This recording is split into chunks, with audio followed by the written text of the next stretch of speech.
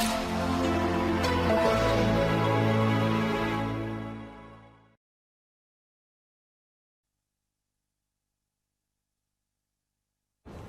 everyone, welcome to Vision IS. So the class today was supposed to be at 10, but then there was some confusion. It became 1:30, and for whatever reasons there was some miscommunication, and a large part of it was actually from my end. We'll be having a curtailed class today, and as it is already 2:40, so we have kind of already wasted 40 minutes of the class. But we'll start now, and we'll continue till 1 o'clock, because I believe that you would be having other things also to kind of carry on with. So anyway, so let's not waste much of our time, and let's begin our discussion from where we left yesterday. So when I was discussing with you,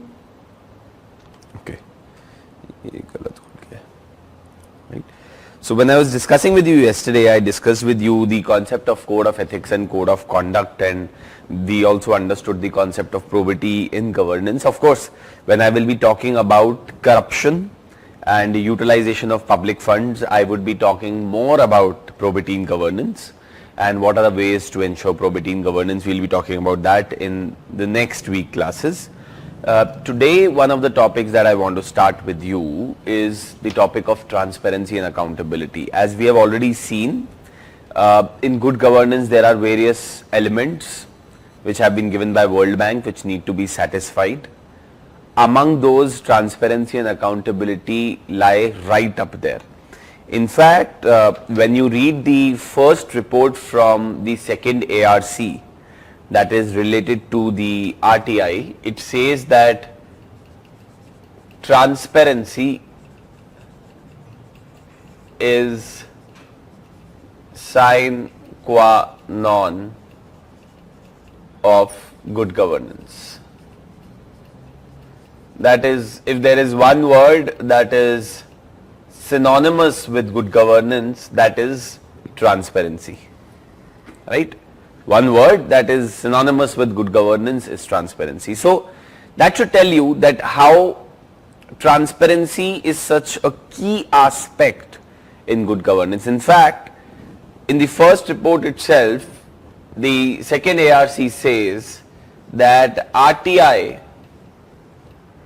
is the master key to good governance.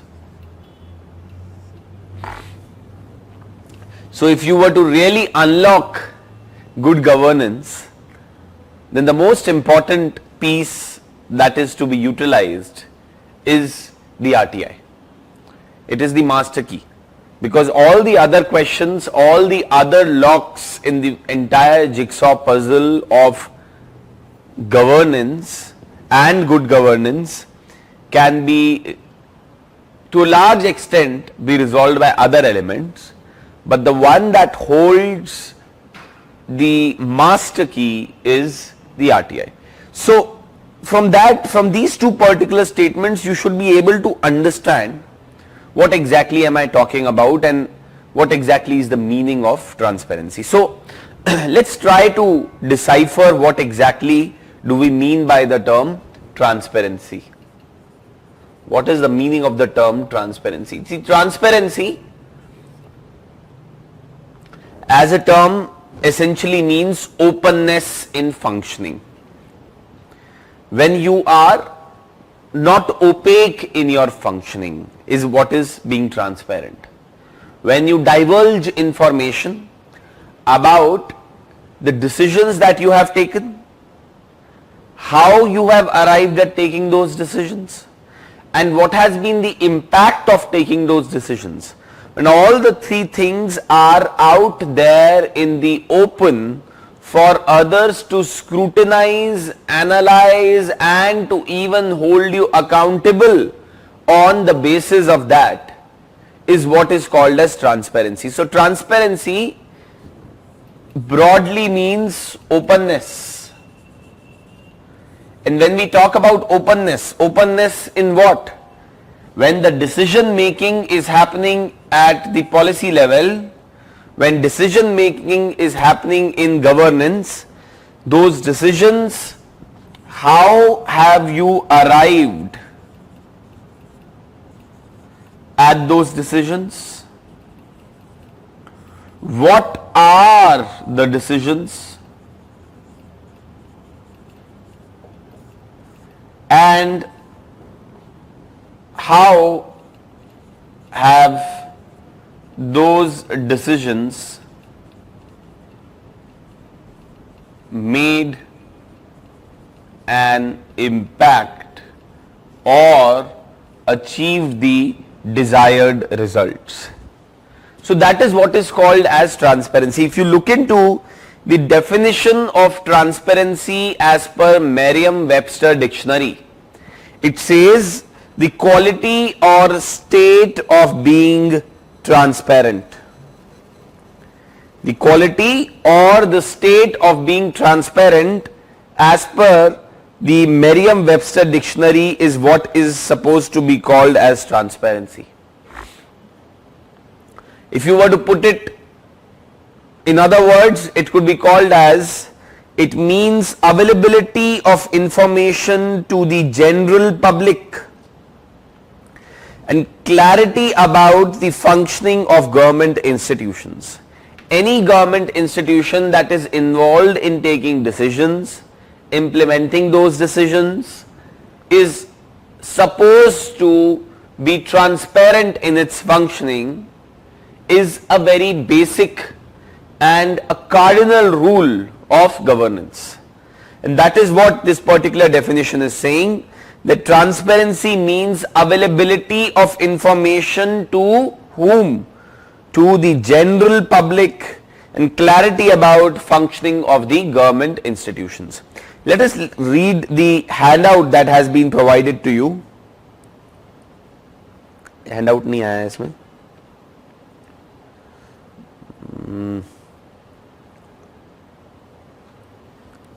इसमें वो locked in है क्या? Gmail locked in है? एक minute इसको करना पड़ेगा आपको. हैंडआउट मैं ना मेल कर देता हूँ, इस पर डाउनलोड नहीं किया है समाउ गलती से. किस पे करें? किसमें? कहाँ पे है? अच्छा, किसकी आईडी है ये? अच्छा ये रही ना, ये देखो, ये डाउनलोड नहीं किया था. ठीक है,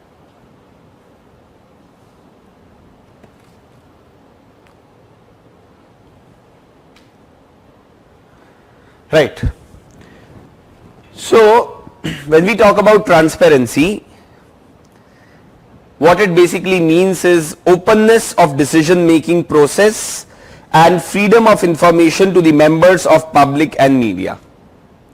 Transparency represents that decision taken and their enforcement is done in a way that follows rules and regulations. It also entails that information is easily available and directly accessible to those who will be affected by such decisions and their enforcement. According to a scholar called as Tandon, transparency means that the criteria, process and systems of decision making are openly known to all in a public manner. That is what I was talking about. That what are the processes that are involved in decision making, how and what decisions have you taken, and what is the impact of those decisions. Once that is open and known to the public, that is what is called as transparency. Right? Now, one of the things that usually happens is, lot of people believe that sharing information merely is transparency. That if I am a government institution and I share information with you, that is what is the meaning of transparency. I tell you that this is what is happening is transparency, but that is not exactly how you define transparency. There are two reasons for that. One is that before the exercise of sharing information becomes transparency, it should satisfy two, three criteria. One is that such information should be accessible to the people and it should be in a simple form. This information should be accessible to the people and in a simple form. You ask me about the functioning or the impact of a particular scheme that was launched by my government last year. I tell you, okay, I will share information. And what I end up doing is that I end up giving you some 20,000 pages of documents in form of some 100, 200 files, and I tell you that you please go through these files. All the information pertaining to the implementation of the scheme and the program is mentioned in this particular document. That is not transparency. There you are only sharing information and you are only adding to the clutter in the minds of the people. आप किसी को कोई information देने की intention थोड़ी ना है मेरी इंटेंशन तो ये है बस मैं आपको किसी तरीके से कंफ्यूज कर दूं, ओवरवेल्म कर दूं और बहुत सारा डेटा और इंफॉर्मेशन दे दूं और मैं उसको ट्रांसपेरेंसी बोल दूंगा.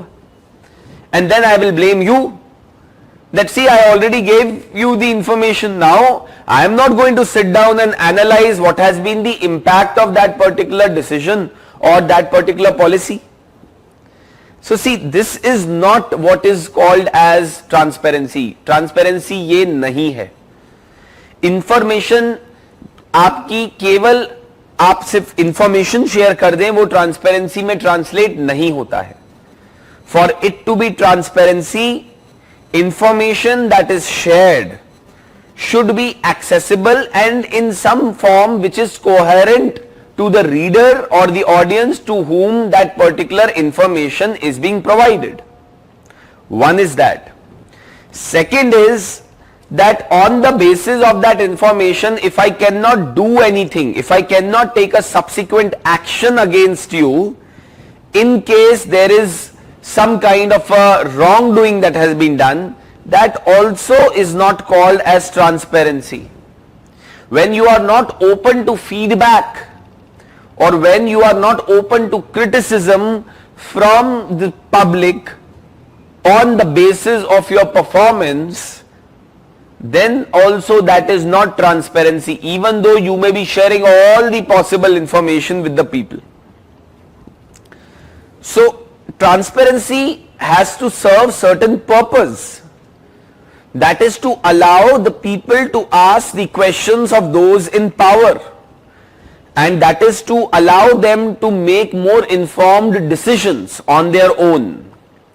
That can only happen when the information is shared in a proper format, when the information shared is not too much that it cannot be digested by the audience to whom the information has been provided.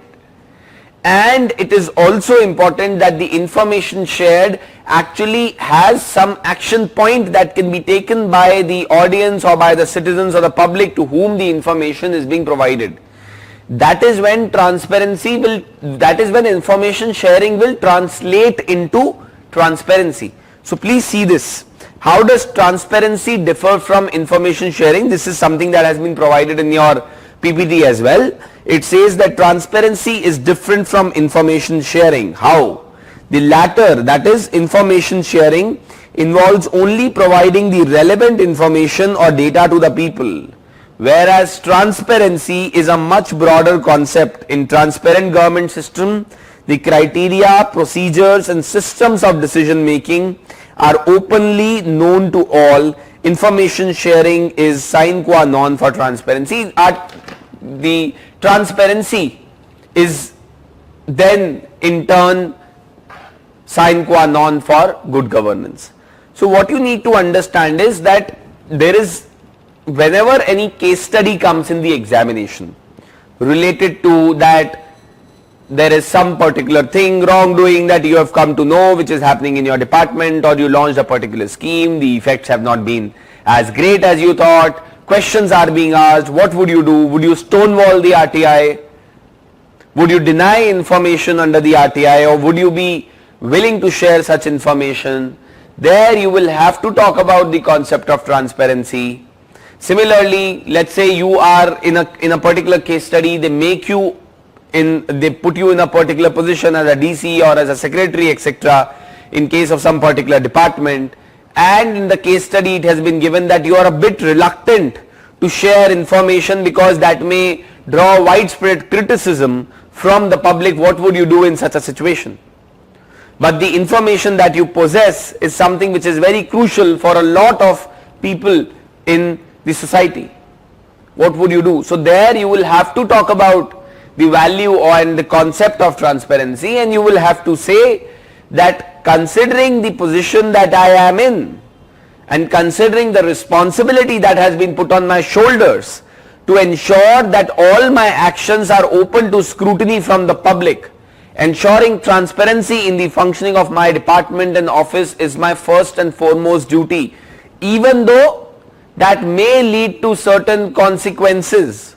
But in the longer run, that is the value that I need to uphold being a civil servant, and for the larger good of the society as well, to set an example in the society. Right? So these are some of the things that you need to keep in mind, that why transparency is so important and how does transparency as a term differ from information sharing. Now, as I said, that transparency has been called as sine qua non of good governance. UPSC may be interested in asking you the rationale behind that particular understanding, that why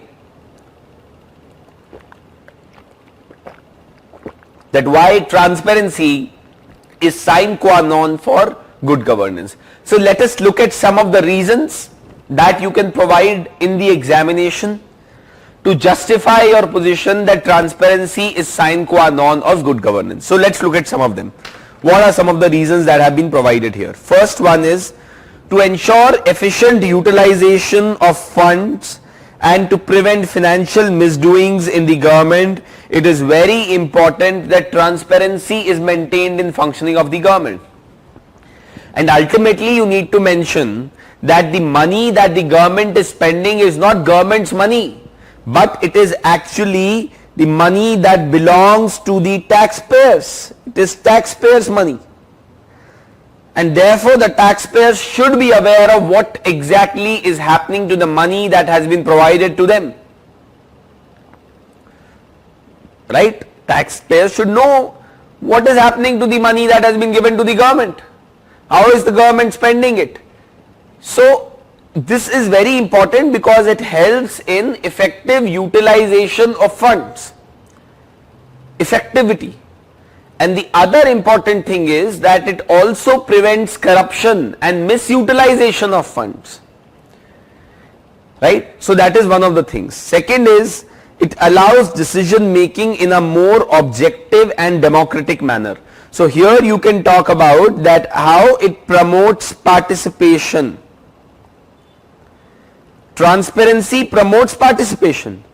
Only if I have information about why a particular government policy was taken up and why a particular policy decision was taken, would I be able to participate in the process of democracy and governance and reach out to the government and ask questions of them and also give them suggestions from my end that what could have been.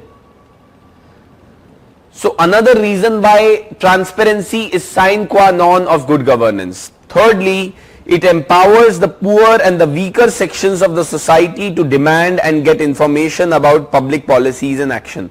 Why am I specifically mentioning the poor and the marginalized in the society?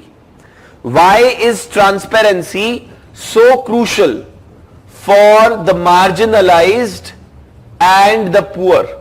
Can anyone tell me? कहा जाता है कि transparency की सबसे ज्यादा जरूरत अगर किसी सेक्शन ऑफ द सोसाइटी को है, वो मार्जिनलाइज्ड और poor section of the society के ऊपर ट्रांसपेरेंसी के का इंपैक्ट सबसे ज्यादा पड़ता है. Why would that be? Why would I say that? Can anyone of you provide me possible explanation to that? That why is it said that transparency affects the poor and the marginalized sections of society the most and it matters the most to them?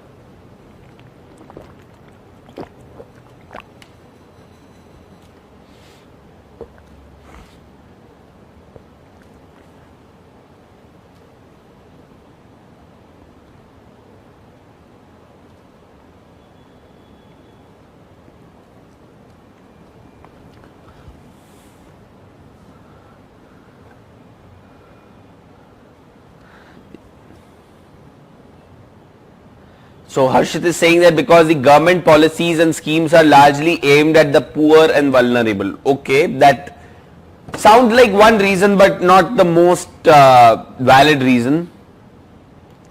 Abhimanyu is saying poor people don't get what is sent to them because they can be exploited the most. Okay, Spurti, that's one of the reasons. What else?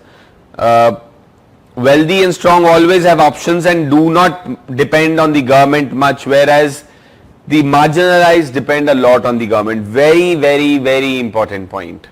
Right? In fact, that is the most important reason. See, individuals, those who are part of the middle class, individuals, those who are part of the upper middle class, the rich class have options.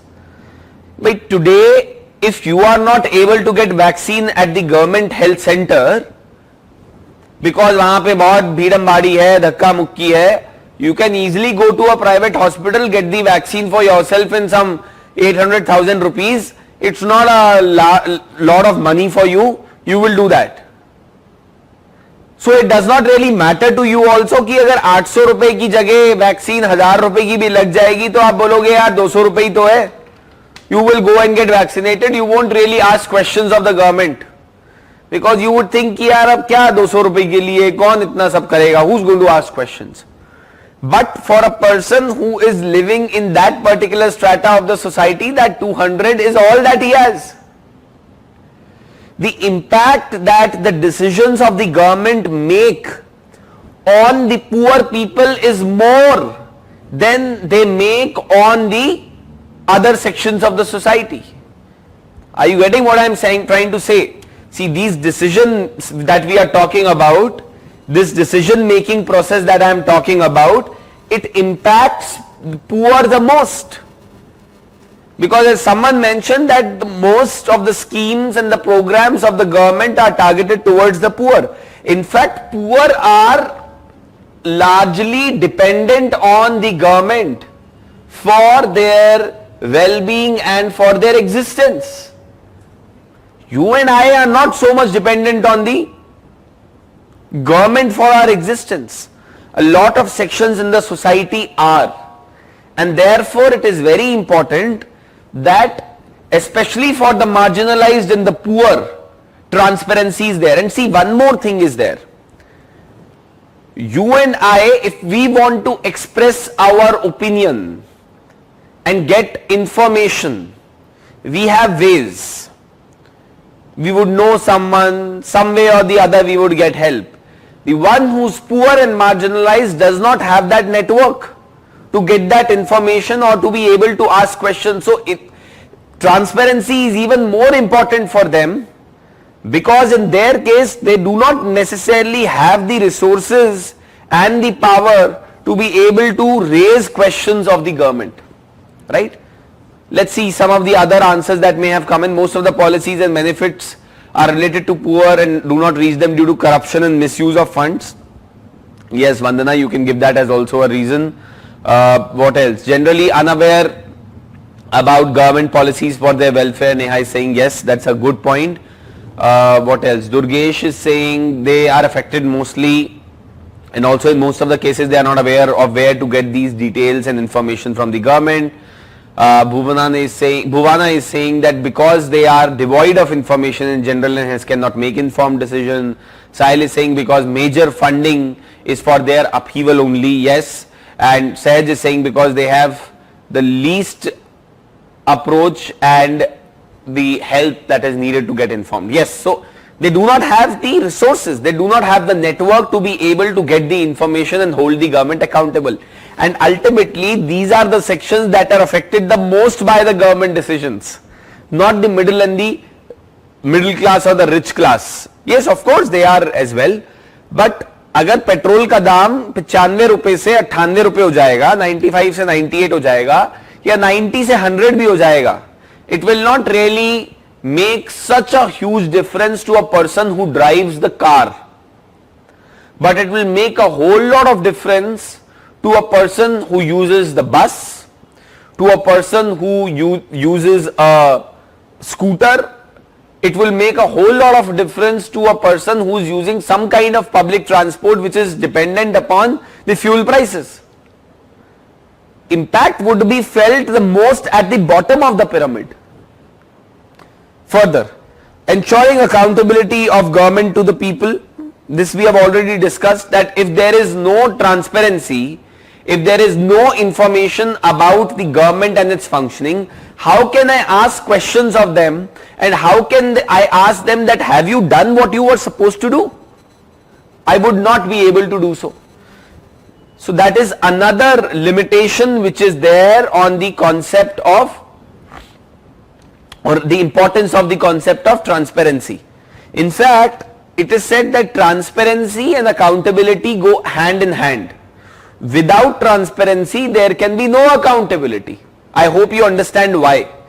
भाई मैंने आपको एक काम दिया, responsibility दी आपको कि मेरे मोहल्ले के अंदर ये जो सारे फुटपाथ है उनको तुम्हें ठीक करवाना है.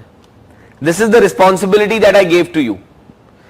Now, if you do not share information with me about how much money has been spent on what, you took 10 crore rupees from me, you spent it, you did some work, how much money was spent on the raw material, how much money was spent on the labor, how much money was spent on getting things cleaned, what was the process that you chose for selecting the contractor.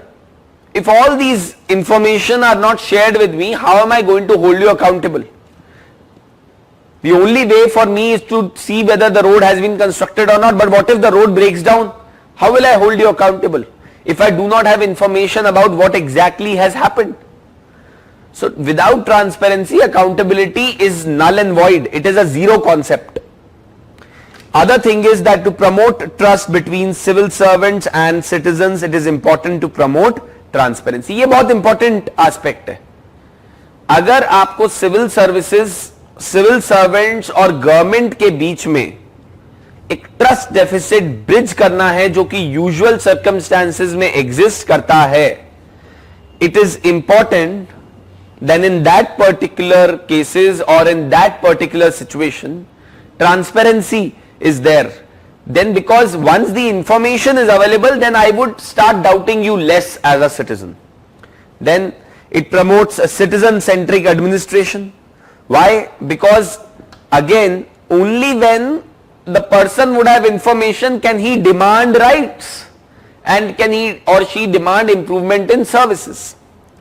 Next, it is critical to uncovering abuses as well. Whatever abuse of power that is happening in the system can only be uncovered, can only be unearthed when you are aware of what is happening in the system. And it helps bring down the rates of political corruption by facilitating legal, administrative or electoral mechanisms of punishment. In case of absence of this particular information, there would be a lot of corruption also in the system. So whether it is utilization of public funds, whether it is establishing accountability, whether it is to ensure responsiveness of the government, whether it is to ensure that there is participation of the people, whether it is to ensure that citizen is put at the center of the entire governance process, to ensure that the trust deficit between the civil servants or the between the government and between the citizens can be reduced, transparency is very important. So I hope that by giving these particular examples, if UPSC asks you a question regarding how transparency is so important or how transparency is so crucial for ensuring good governance, you would be able to answer this particular question.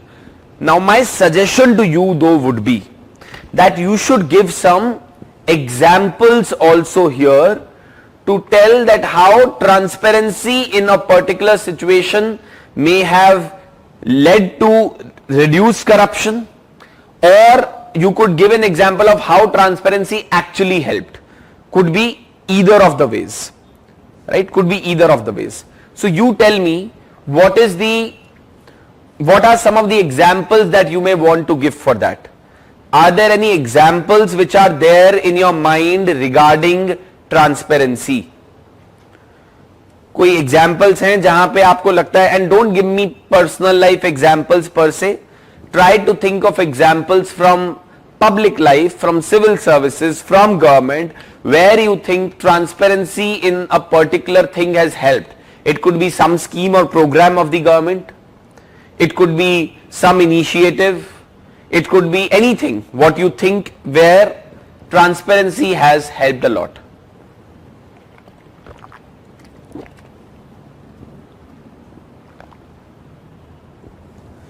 Yes, very good, Harshit. Very good. Really like that example. How transparency during the question hour exposed the scam.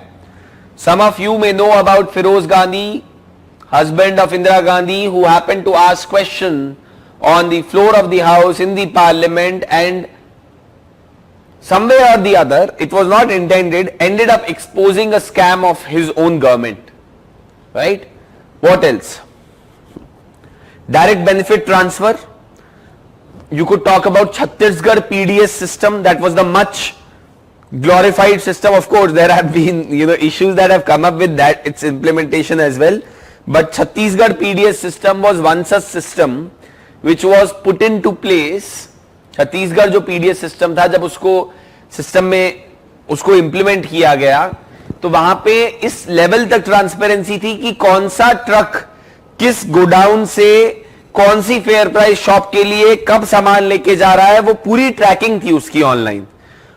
Because of that, you were able to track how the PDS is being moved from one place to another, the ration is being moved from one place to another, and leakages could be substantially curbed down upon. What else? RTI has helped in bringing transparency. Anything else? Anything specific? Any other example that comes to your mind? Any government scheme, any program that comes to your mind where transparency has helped in improving the accountability, transparency has helped in improving citizen participation, transparency has prevented corruption, transparency has prevented the misdoings. Anything that comes to your mind. Passport services, okay, fair enough. What else? E-way bill digital tracking of goods movement to prevent tax evasion, okay, fair enough. Disclosure policy by various departments in MGNREGS scheme, total fund and total expenditures and all the information are displayed in location of scheme. You could talk about COVID, that how during COVID some of the state governments set up their dashboard, that these are the hospital beds that are available, these are of which of them are ICUs, which of them are oxygen beds, right? So as to stop the black marketeering of beds. भाई Covid के समय में लोगों ने beds की भी black marketing करी है. Similarly, availability of vaccine. You could talk about CoWIN portal. That is also a measure in transparency only, right? Where everything is available on the platform. That कितनी वैक्सीन अवेलेबल है आज, कितने book हो चुके हैं slot, कितने available हैं, all these things. This is nothing but this is promoting transparency only, right? What else? Arogya Setu app, okay, fair enough. Using GPS in waste disposal trucks and vehicles, make sure that waste is disposed. What else? Right to ENAM, National Agricultural Market, fair enough. What else? Arogya Setu app, E-Bandhu someone has said, Nyaya Bandhu, Jan Aushadhi centers for generic medicine. Jan Aushadhi centers, is there availability of data online with respect to Jan Aushadhi centers? I am not very sure about that. Okay, GEM portal, yes, very good point. You could mention about GEM portal of Government of India. GEM portal of Government of India. So number of examples. So see, what I am trying to do here is trying to tell you that now when you are reading newspapers, keep an eye out, keep your ears and eyes open to look out for any examples which fall into transparency, accountability, good governance, responsiveness, participation. आप examples ढूंढिए. and try to write them down in some notebook. I always tell my students that maintain a separate copy or a notebook. A small diary could also be maintained for examples and statistics that you come across in the newspapers pertaining to different topics of your syllabus. Health, आज health पे कुछ एक statistic आया, उसको मैंने note down कर लिया. इस तरीके से आपको 1000 स्टैटिस्टिक नहीं कलेक्ट करने, 5, 6, 10 स्टैटिस्टिक कलेक्ट करने हैं, 5, 6 एग्जाम्पल्स कलेक्ट करने हैं हर टॉपिक के रिगार्डिंग. जब जब न्यूज़पेपर में आता रहे आप अपनी नोटबुक के अंदर लिख लीजिए paper 2 health, education, law and order, governance, ऐसे ऐसे करके लिख लीजिए. पेपर 3 इकोनॉमी, फूड प्रोसेसिंग, और उसके नीचे जहां जहां कुछ भी आपके पास आता रहे उसको आप अपडेट करते रहिए. That way you will have a collection of very unique examples. You will have a collection of very unique information and statistics that would not be available with anyone, and you can always refer it, keep it handy with you, keep revising it, and then include it in your answers. All these things make a lot of difference to the marks that you get. See, ultimately you have to remember one thing, guys.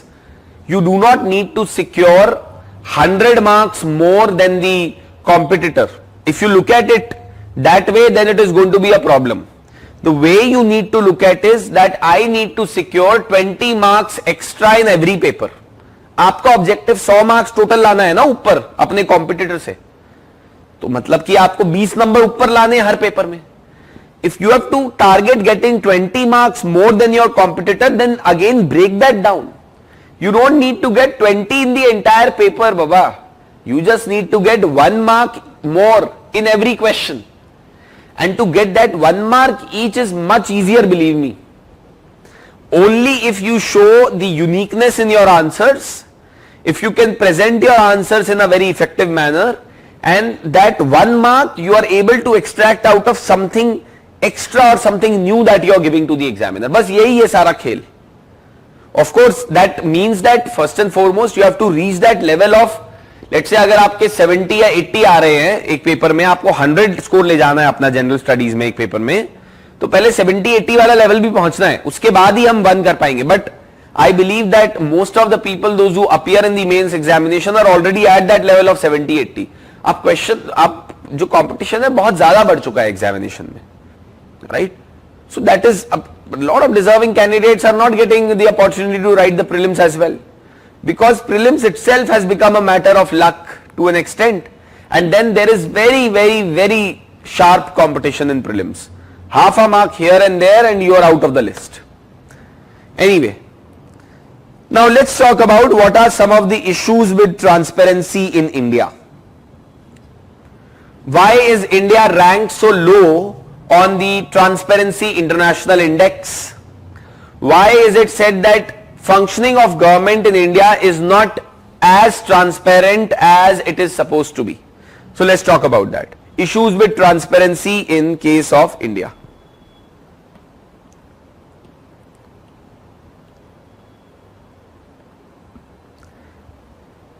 So see, first and foremost, red tapeism in bureaucracy undermines transparency. लाल फीता शाही, process oriented होना, इतना ज्यादा rule oriented होना, इधर से उधर file pass करना, to such an extent that you are never willing to share information with the outside public. Your decision making process itself is so slow, it is so archaic, it is so tedious that sharing information regarding that with the public is going to become a nuisance.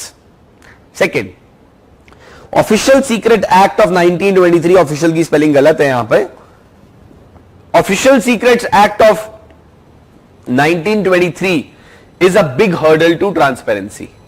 So Official Secret Act of 1923 allows the government of India to treat certain information as classified information that can only be provided to certain specific people, and to rest of the janta that information is stonewalled or blocked because as per them it concerns the security or the sovereignty or integrity of the country. So Official Secret Act of 1923 that was passed by the British to hide a lot of wrongdoings and activities that they were doing from the freedom fighters and from the Indian independence leaders is something which continues to exist till date and continues to haunt us like anything. We will talk about Official Secret Act a bit more in a bit. Monitoring mechanisms that are required in the government to actually monitor the performance of the government, to generate that data and to provide it to the citizens are very limited. Usually emphasis in government is given on implementation, but no one really talks about monitoring and evaluation of the projects. In fact, monitoring and evaluation remains to be one of the weakest links of functioning in the functioning of Government of India. Fourth, lack of political will on part of the government to share the information and to be transparent. You people can guess why. Because the moment you become transparent, the moment you share information with the people, the more risk you are exposing yourself to of being asked questions by the people. So that's another thing which you need to keep in mind. Citizen participation is limited in ensuring transparency. So citizens also do not really have a much of a role when it comes to ensuring transparency.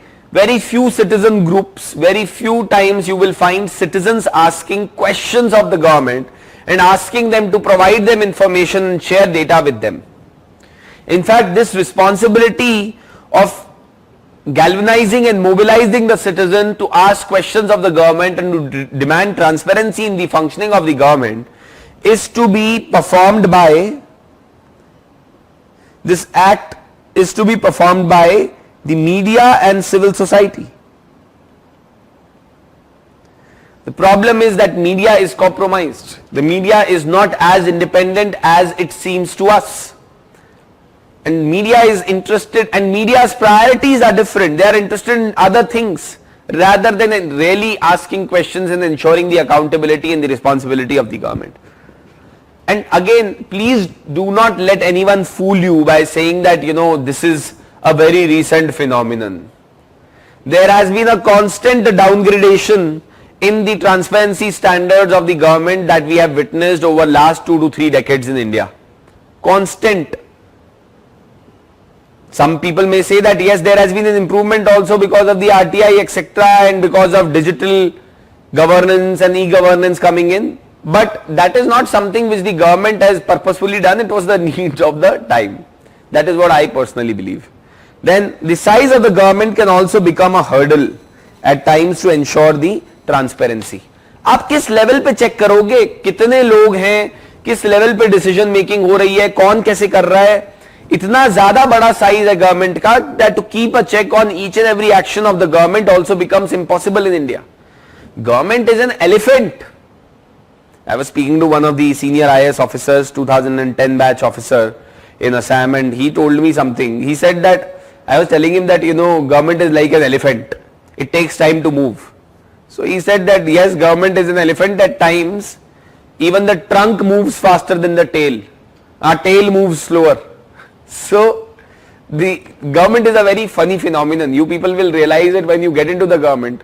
You will encounter such situations which you will only find hilarious after a point of time, because there would be no point spending your time and energy on thinking that why is it happening, because that is how it happens. Now, RTI activists and whistleblowers in India are vulnerable and face constant life threats. Again, because of that, there is a fear which has been created in the minds of the RTI activists. There is a fear that has been created in the mind of the various people, those who are involved in ensuring transparency in the government. As a result, lesser questions are asked of the government. And lastly, political parties themselves do not come under the RTI ambit, and there is a lack of transparency in political funding as well. So there are number of issues. See, you can always club them and you can talk about issues with respect to political funding. You could talk about procedural issues which are there, red tapeism is there, etc. Then you could talk about legal issues such as Official Secret Act being in vogue, etc. And then you could be talking about number of other things. So that is how you basically need to talk about the issue of transparency, or what are the challenges which are associated with transparency or ensuring transparency in India. I hope that this is clear to all of you, right? Any questions till here? Any doubts till here? Yes, Sahil, you are right. Too much information and data, but lack of infrastructure to process it and to make it usable information. Government में data बहुत generate हो रहा है, but क्या वो information और वो जो data है वो actual में useful है किसी के लिए? Not really. Any questions till here?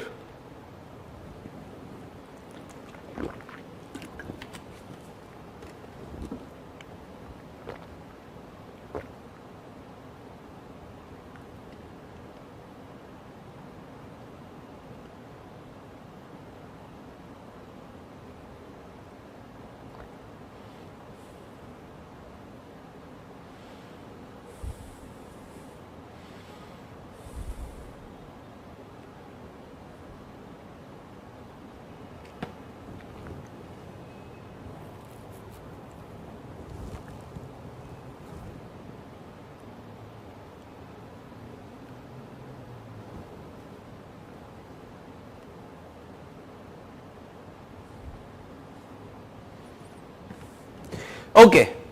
Now what are the different dimensions of transparency? Different dimensions of transparency. So transparency is to be ensured on different dimensions. First and foremost is there should be openness in public dealings. Second is the right to information relating to service delivery process. Right? You should be knowing whatever is the service delivery. So the point I am trying to talk about here when I talk about different dimensions of transparency is that what are the various aspects which need to be kept in mind while ensuring transparency. So in your public service delivery process, there should be information availability. Your public dealings should be open. Right to information relating to criteria and the applications that are being made. Right? Then right to information to public expenditure and contracts, enactment relating to right to information, code relating to access to information, etc. All these are different dimensions of transparency. Right? All of these are different examples of transparency. We have already discussed this, right?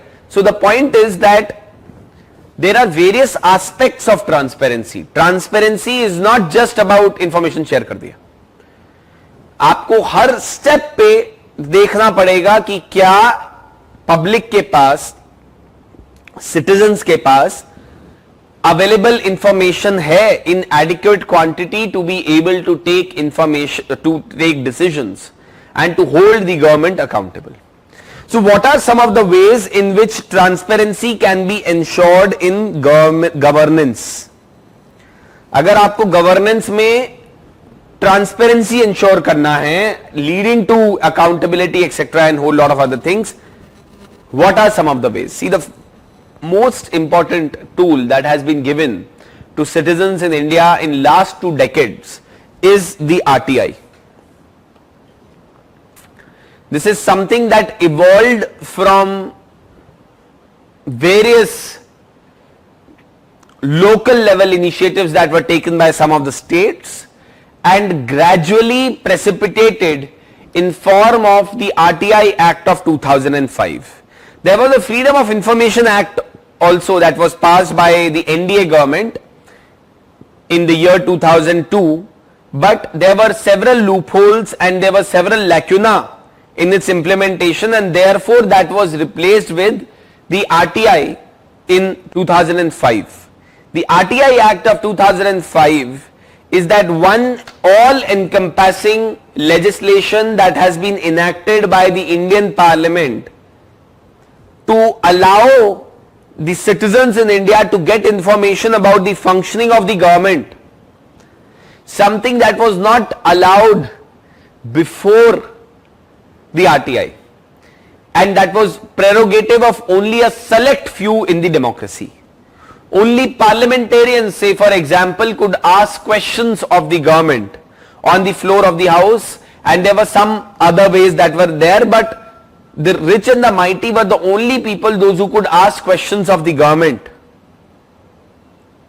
before the RTI Act of 2005 came into force. So RTI has been a harbinger of change. RTI has been one such act which has changed things significantly as far as transparency in governance in India is concerned. So there is a history of the RTI, the state law and the evolution of the same, which has been provided here. You could read it on your own, but let us try to understand what are some of the most important provisions of the RTI, what are some of the challenges that are being faced in the functioning of the RTI, and what have been some of the achievements of the RTI quickly. So what are some of the provisions of the Act? See, first and foremost, this says that it applies to all the UTs in the states except Jammu and Kashmir. This is a bit old, but this is now applicable to Jammu and Kashmir as well. RTI is now a part of the freedom of speech and expression guaranteed under Article 19(1)(a) of the Indian Constitution, as has been recognized by the Supreme Court of India. Any citizen can request information from a public authority under the RTI. What exactly is public authority is defined in section 2H of the RTI. And a whole lot of controversy has erupted over definition of the term public authority as well, because you can seek information under the RTI from public authority only. What falls into definition of public authority therefore becomes very important. Of course, the usual government institutions etc. would come into the definition of public authority. But would a private company that is working with the government on a PPP project be also counted as a public authority? Would an NGO that is substantially funded by the government for its functioning would also be called a public authority? Should the political parties that once they come into power exercise power be also called as public authorities because they are getting a number of other benefits as well? So these are some of the burning questions that have come up time and again with respect to the definition of the term public authority. But what we need to understand is that you cannot seek information about anyone and any kind of information from anyone.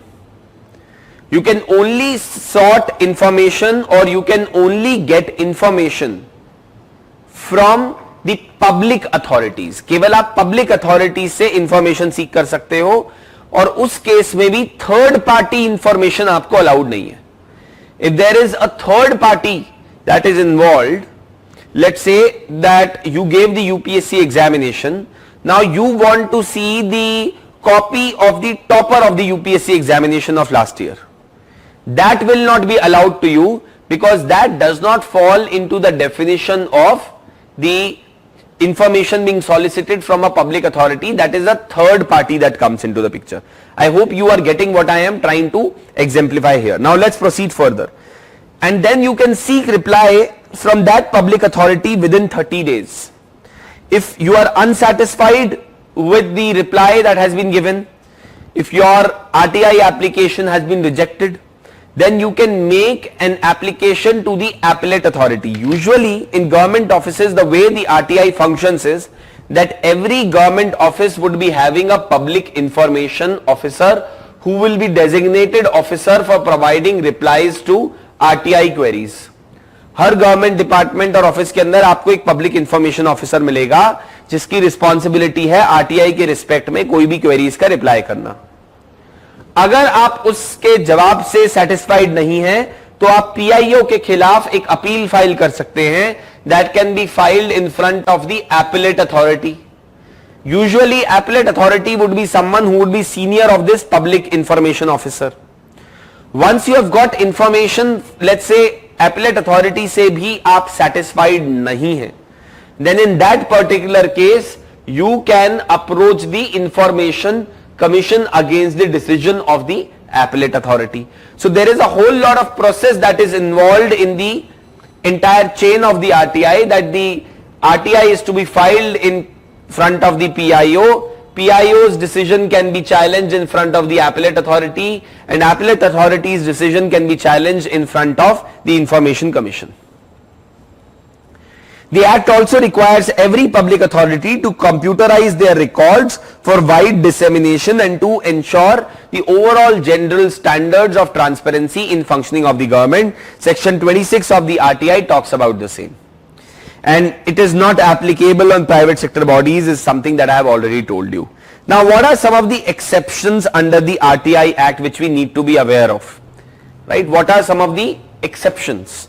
What are some of the cases in which evasion of this information providing responsibility can be done by the public authorities? See, first and foremost, the moment there are some national interests, including national security, relationship with foreign states, etc. is involved, it becomes an exception under the RTI Act and you can be denied information under the RTI Act.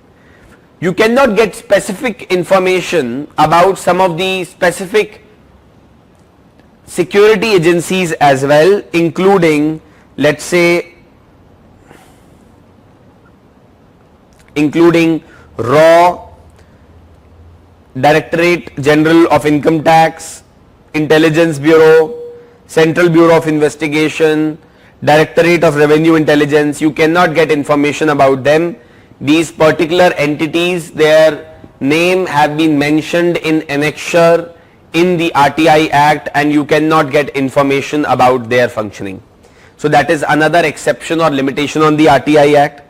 Agencies specified by the state governments through a notification will also be excluded if the state government mentions in the notification that these particular agencies or these particular authorities are exempted from the RTI and the ambit of the RTI. So that's also something that we need to keep in mind. The exclusion, however, is not absolute and these organizations have an obligation to provide information pertaining to allegations of human rights violation. Cabinet meetings that have an effect on foreign relations are also exempt from the RTI. And then a very important section in the RTI that says that there is an Official Secret Act that I just told you about. RTI Section 8 Clause 2, RTI Section 8 Clause 2 talks about in case if there is an information that is sought, if that information can be denied under Official Secret Act, but the citizen is asking for that information under the RTI Act of 2005, what would occur or what would happen? So Section 8 Clause 2 says that when there is a clash with the Official Secrets Act, information should be revealed based on public interest. If the public interest that will be served as a result of providing that information outweighs the concern for the security, etc., that is being addressed by Official Secret Act, information should be provided. But whether this is actually happening or not would be at the discretion of the concerned authority. Try to understand what I am saying. You sought some information under the RTI Act. Now, the public information officer realizes, ठीक है ये information मांगी है, but मैं इस information को देने से deny भी कर सकता हूं because Official Secret Act भी है. So there is a clear conflict between Official Secret Act and the RTI. So what can I do? So in that particular case, Section 8 Clause 2 comes in handy. Section 8 Clause 2 says कि भाई जो आपसे information मांगी गई है उससे कोई public interest serve हो रहा होगा. If that public interest that is being served out of providing that information under the RTI outweighs the concerns that are being addressed by the Official Secret Act, then you should proceed ahead in favor of providing that information under the RTI. So the point that I am trying to make here is, when we talk about the conflict between the RTI and the Official Secret Act, Section 8 Clause 2 comes in very handy. But यहाँ पर भी क्या वो public interest serve हो रहा है ज़्यादा या national security concern ज़्यादा important है, that would be also have to be decided by the concerned public information officer or by the concerned authority. Further, section 4 of the RTI makes it obligatory for every public authority to ensure that records are computerized within a reasonable time frame.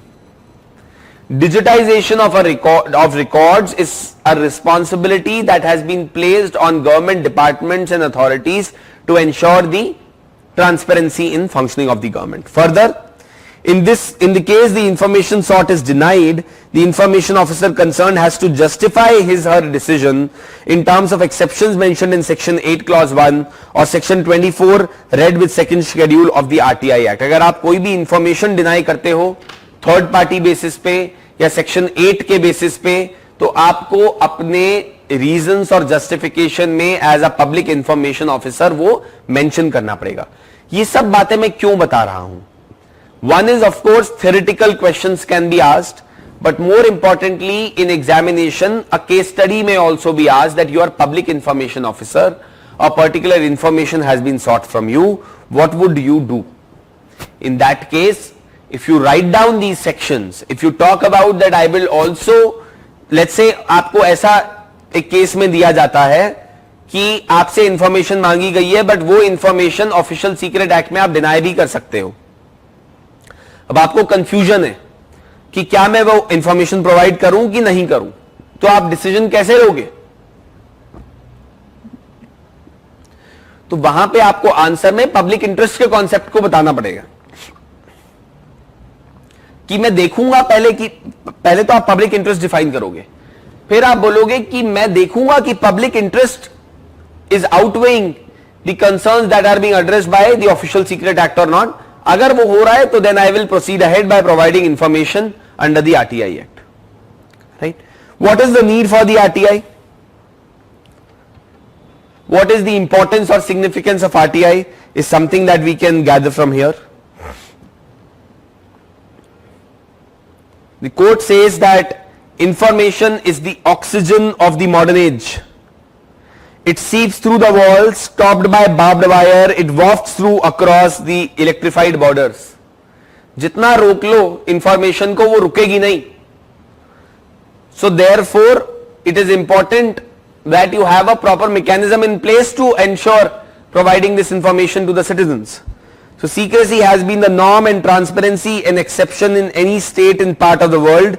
India is included. Usual norm in the world is secrecy or transparency exception. RTI has turned this premise on its head by making transparency the norm and secrecy the exception. A lot of times government servants used to question the common man as for the purpose of seeking information, and common man was forced to explain the reason why he is seeking information. But today under the RTI you need not justify any particular reason why you are seeking any particular information. As a citizen of India, आप में से कोई भी RTI file कर सकता है और आपको जस्टिफिकेशन देने की जरूरत नहीं है कि आपने वो इंफॉर्मेशन क्यों मांगी है. That is something that we need to be aware of when we talk about the RTI, right? Then information can empower the poor communities. We have discussed this already, right? This is something that we have already discussed. It strengthens the foundations of democracy. It improves decision making. It ensures people's participation in democracy. ये सारे aspects अभी हम discuss कर चुके हैं थोड़ी देर पहले. The right to information is central to the achievement of Millennium Development Goals. अब ये Sustainable Development Goals में convert हो गए हैं. RTI has become a tool for promoting participatory development, strengthening democratic governance and facilitating effective delivery of public services, and critical tools to combat corruption and inefficiency in the government as well. तो ये है significance या importance RTI की. ठीक है, पिछले कुछ 15-20 सालों के अंदर आरटीआई की क्या अचीवमेंट्स रही हैं? सी फर्स्ट एंड फॉरमोस्ट आप जनरल बेनिफिट्स ऑफ ट्रांसपेरेंसी लिख दीजिएगा कि इससे पार्टिसिपेशन प्रमोट हुआ है, करप्शन के ऊपर चेक हुआ है, इफेक्टिव यूटिलाइजेशन ऑफ फंड्स हुआ है, people have become more aware of the functioning of the government, accountability of the government therefore has increased etcetera, Now even the poor people, those who do not have access to the power galleries, can also be asking questions of the government irrespective of wherever they belong, right? So those kind of things. Then more than 50 lakh RTI are being filed in India every year. This is a testament to the success of RTI in India. Then 90% of the public offices have provided information about RTI implementation. So that's also a positive that has been achieved. Answer key of various key examinations such as IIT JEE, civil services, etc. are available on the website. Earlier, otherwise, what used to happen is that there used to be a person, and I guess that he still exists. That was Mr. Imran Fareed at UPSC. Aspirants would call him up incessantly through the day, asking, "Sir, result कब आ रहा है? Sir, answer कब आएंगे? की कब release होगी? क्या कौन सा ऑप्शनल का कैसा परफॉर्मेंस रहा है?" ऐसे ऐसे उल्टे सीधे सवाल करके लोग उनको फोन करते थे. Now whole lot of this information is available because suo motu UPSC has made it a point to release the answer keys, release the marks of the toppers, release the various cutoffs, etc., so that these questions are not asked, right? A lot of assets of public officials are under the RTI now and questions can be asked on them. Some of the scams in India, including the 2G and the Commonwealth scams, could be revealed because of the RTI. Even Sri Lanka has adopted the RTI, so that also shows that how the RTI is now traveling across the nations. It has helped in reducing corruption as per the Transparency International. There are some success stories that have been provided here. There is one example of the Bidar of Karnataka where MG Narega में काफी सारी corruption expose हुई, जहां पे panchayat leaders ने अपने ही रिश्तेदारों को और भाई बंधुओं को एमजी नरेगा में उनका फेक जॉब कार्ड बना दिया था. So number of cases of corruption could be exposed because of the RTI. Then utilization of taxpayers' money is now being scrutinized in a much better manner through the RTI. Highway projects, bank loans, crop insurance scheme, public distribution system, बहुत सारी जगह पे अब जब आप जहां पे RTI लगता है वहां पे एक हमने प्रोसेस इंप्रूवमेंट देखा है ट्रांसपेरेंसी की वजह से, right? But see then there are some problems also with the RTI. We need to have a look at them as well. But before that, before I move there, any questions associated with transparency till here, RTI till here? कोई भी questions या doubts आपके दिमाग में तो पूछिएगा.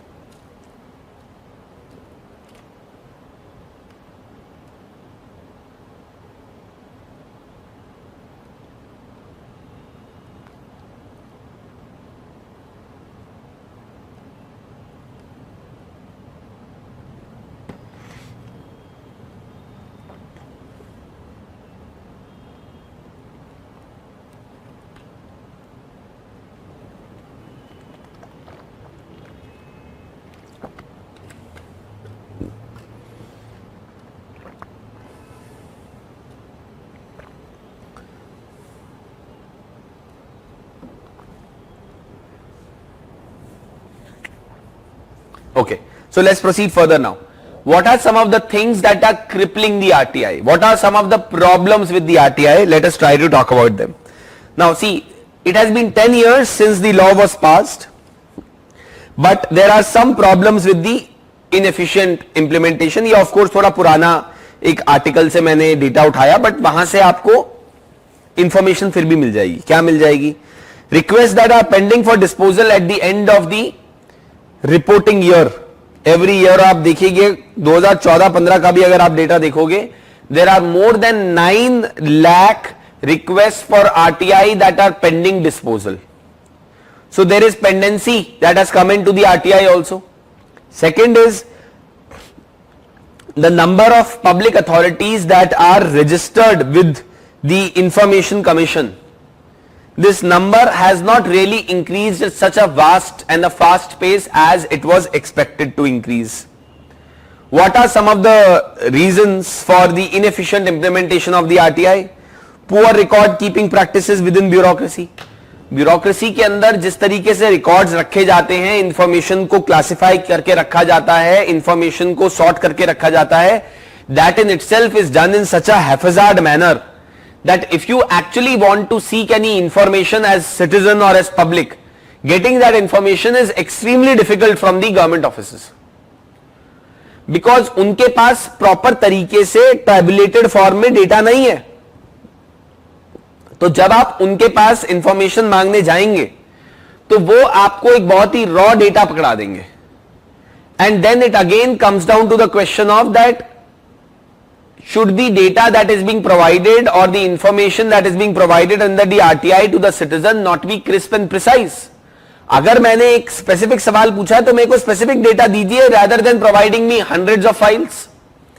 And this is usually a tactic also which is used by the government officers a lot of time.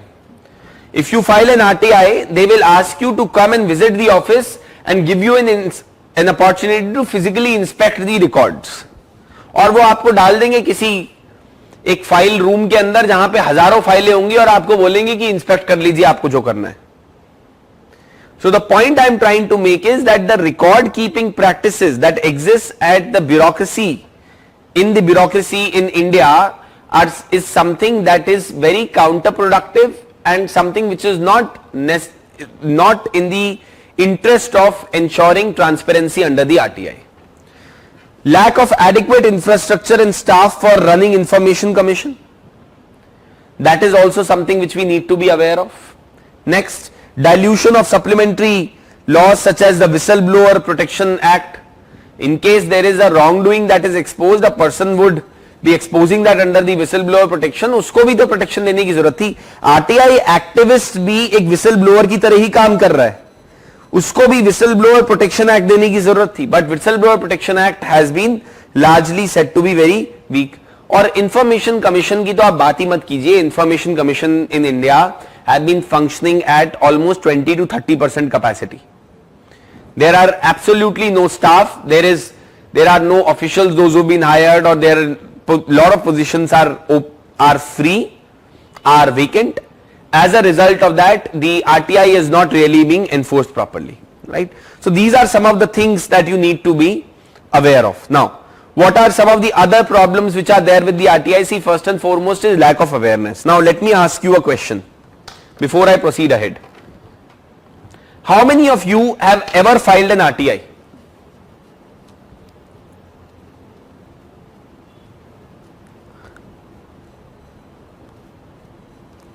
How many of you ever filed an RTI?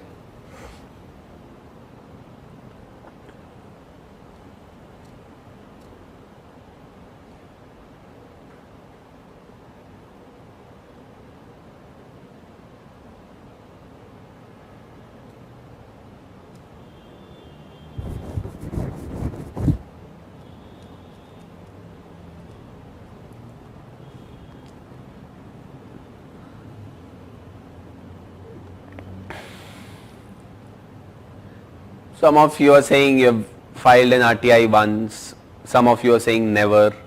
Now imagine you are well informed citizens. You people are finding it difficult to file the RTIs. And many of you have not filed the RTIs. Imagine what is the situation that exists for other people. One is that. Second, and more importantly, the point that I wanted to drive was that there is very less awareness among the citizens in general about RTI, the right that they have, one. Secondly, what is the process to be followed to file an RTI. So when you, for example, look at this particular DOPT survey that was conducted, it states that only 15% of the respondents were aware of the RTI Act. Major sources of awareness were mass media channels. Awareness is low among the backward communities and most efforts restricted to publishing FAQs on the websites, right? So in a country where more than 30% of population is illiterate, help should be provided for filing the RTIs. So that's something that we need to be aware of. Secondly, there are constraints in filing the RTI as well.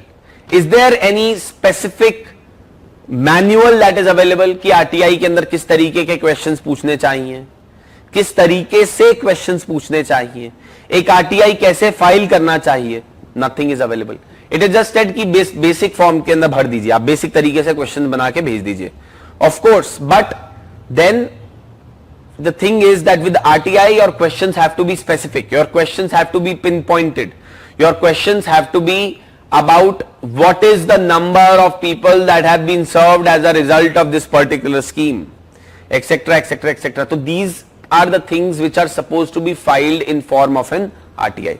Then next is that अब इन सब चीजों के लिए manual होना चाहिए, and it says that 85% users said that no signage for PIOs could be seen in offices.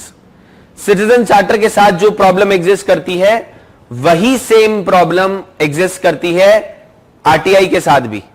कौन किस government office के अंदर पीआईओ है, इसके लिए आपको बहुत सारे ऑफिसेस के अंदर साइनेज नहीं मिलेगा. It is absent in government offices. Then only following narrow methods for accepting payments such as cash etc that necessitate the physical presence of the applicant. Okay, then no standard forms are available for the RTI. There have been a large number of deaths that have occurred of the RTI activists and threats that have been given to them of their life. Poor record management by the RTI, as I told you that cataloging is missing, indexing is missing in the government offices, digitization of records has not really happened. So even when you try to seek information from the government, that information is provided to you in such a form that you cannot do anything with that particular information. Then see what are some of the other challenges. Political parties have not come under RTI. Political parties say that we are not a public authority under the definition of section 2H of the RTI Act. Political parties का ऐसा कहना है कि हम section 2H of the RTI Act में नहीं आते हैं. We are not covered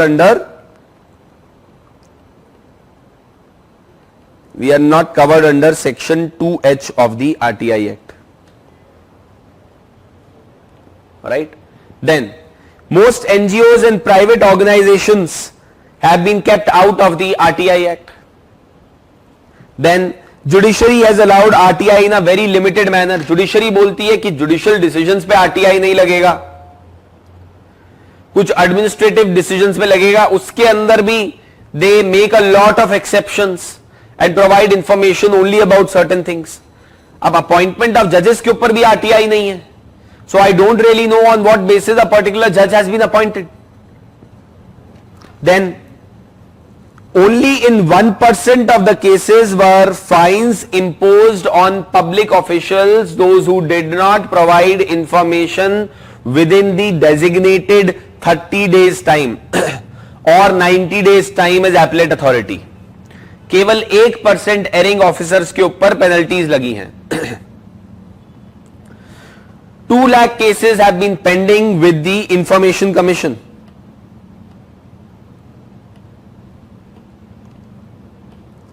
Two lakh cases have been pending with the Information Commission, and I told you that there is a pendency of the disposal of the RTI application as well in total, and that has already crossed 9 lakh. Again, what could be some of the reasons because of which this is happening? Shortage of staff.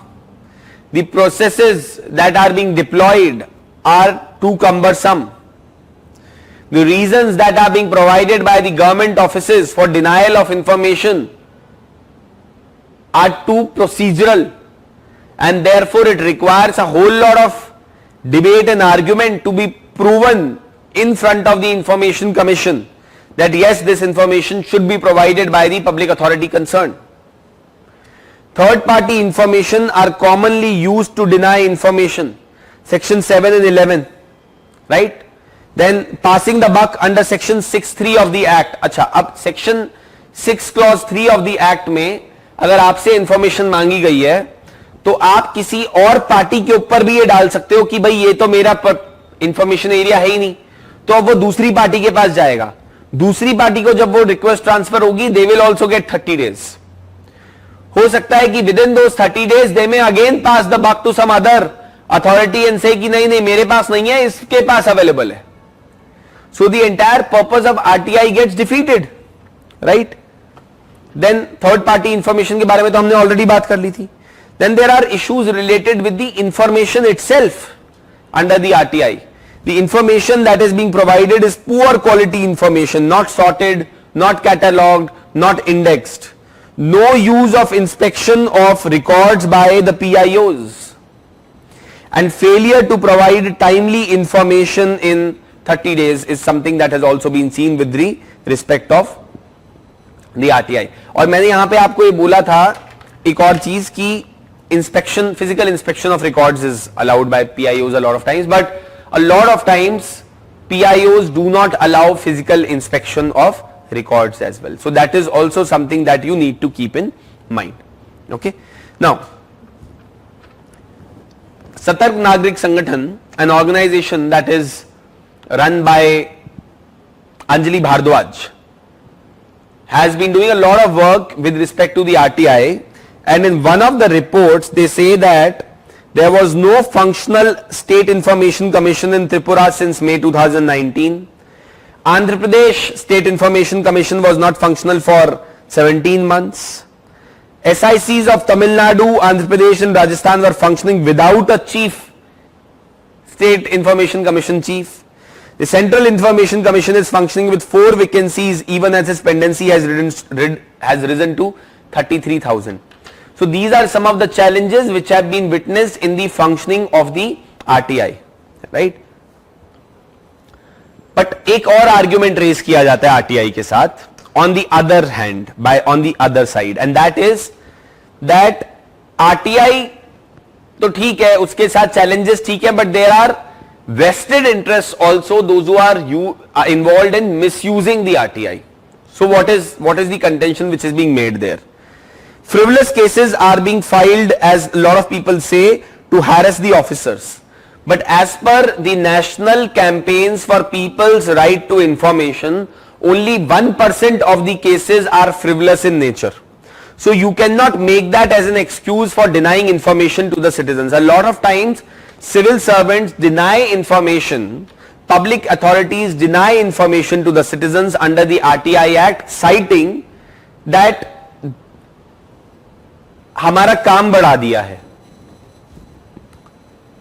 और हम लोगों को बड़ी दिक्कत create कर दी है, frivolous RTI file करते हैं हम लोगों को परेशान करने के लिए. Yes, of course frivolous RTI file की जाती हैं, there is no doubt about it, but see you have to also understand that the rate of frivolous RTIs is very less as per studies. One, the second thing that you need to keep in mind with respect to these frivolous RTIs is, if you were transparent in your functioning, या आप कह रहे हो कि भाई हमें परेशान होते हैं हम बहुत ज्यादा इसकी वजह से, if you were transparent in your functioning and you would suo motu provide information under the RTI Act, then no one is going to ask you questions anyway. आपसे कोई questions नहीं पूछेगा. Are you getting what I am trying to say? अगर आप खुद से suo motu अपनी website पे या डिक्लेरेशन देना शुरू कर दोगे तो आपको क्यों RTI की जरूरत पड़ेगी और RTI जवाब को देने की जरूरत पड़ेगी. So that is the counter argument that needs to be made by you. So load of work has increased, compromising the efficiency in the government is the argument that is given by a lot of government servants regarding the RTI, and blackmailing of public officials also happens through the RTI. That has led to policy paralysis, and a lot of public officials and government officers are not willing to take decisions because they believe that if they take decision RTI लगेगा तो question पूछे जाएंगे तो हमारे को हो सकता है हमारे अगेंस्ट एक्शन लिया जाए for an action that we may have taken without the benefit of the hindsight which the other person may be having, and therefore may be able to ask tough questions of us. So these are some of the things that you need to keep in mind regarding what are some of the counter arguments that are being raised by the civil services regarding the RTI. So UPSC may end up asking you a question that RTI has been a bone of contention, has created a bone of contention between the citizens and between the civil servants. What is your take on that? तो आपको दोनों side of the arguments express करने होंगे और फिर एक logical conclusion देना होगा, right? So those are some of the things that we need to be aware of. Now see, other thing that we need to be aware of is that public servants are also facing this dilemma of whether to be transparent or whether to maintain confidentiality also, because confidentiality is also important to maintain for civil servants, especially given the right to privacy judgment of the Supreme Court in Puttaswamy case. And they have an obligation to protect that information from any misuse, theft, abuse, etc. as civil servants. So where do you draw the line between transparency and confidentiality so that one does not digress into the domain of the other? That has been provided here. That says that public servants are accountable to the people and should discharge their duties with utmost responsibility, integrity and justice. In discharge of their duty, they must always uphold public interest and greater good of the society, which requires maintaining a fine balance between contrasting values of transparency and confidentiality. That fine balance has to be kept in mind. Transparency enables citizens to have say about issues that matter to them and a chance to influence decision making, etc., etc., etc. And it says that public servant has the responsibility to maintain transparency in procedures of his organization, but he also has the responsibility to maintain utmost transparency in financial dealings of the organization so that the accountability is ensured to the public. But even though as they strive to ensure transparency, public servants also need to keep in mind about their duties of confidentiality as well. Right? Total openness and transparency is not possible all the times. Government need confidentiality for consultations during negotiations on treaties and agreements and also for national security reasons. Confidentiality as a value is generally thought to inhibit transparency, but it may be interpreted in a positive manner also as it builds trust. ये बहुत important बात है. UPSC can give you a question that civil servants in the pursuance of ensuring transparency should not become overzealous to the extent that it starts compromising on privacy and confidentiality, impacting national security and national interests.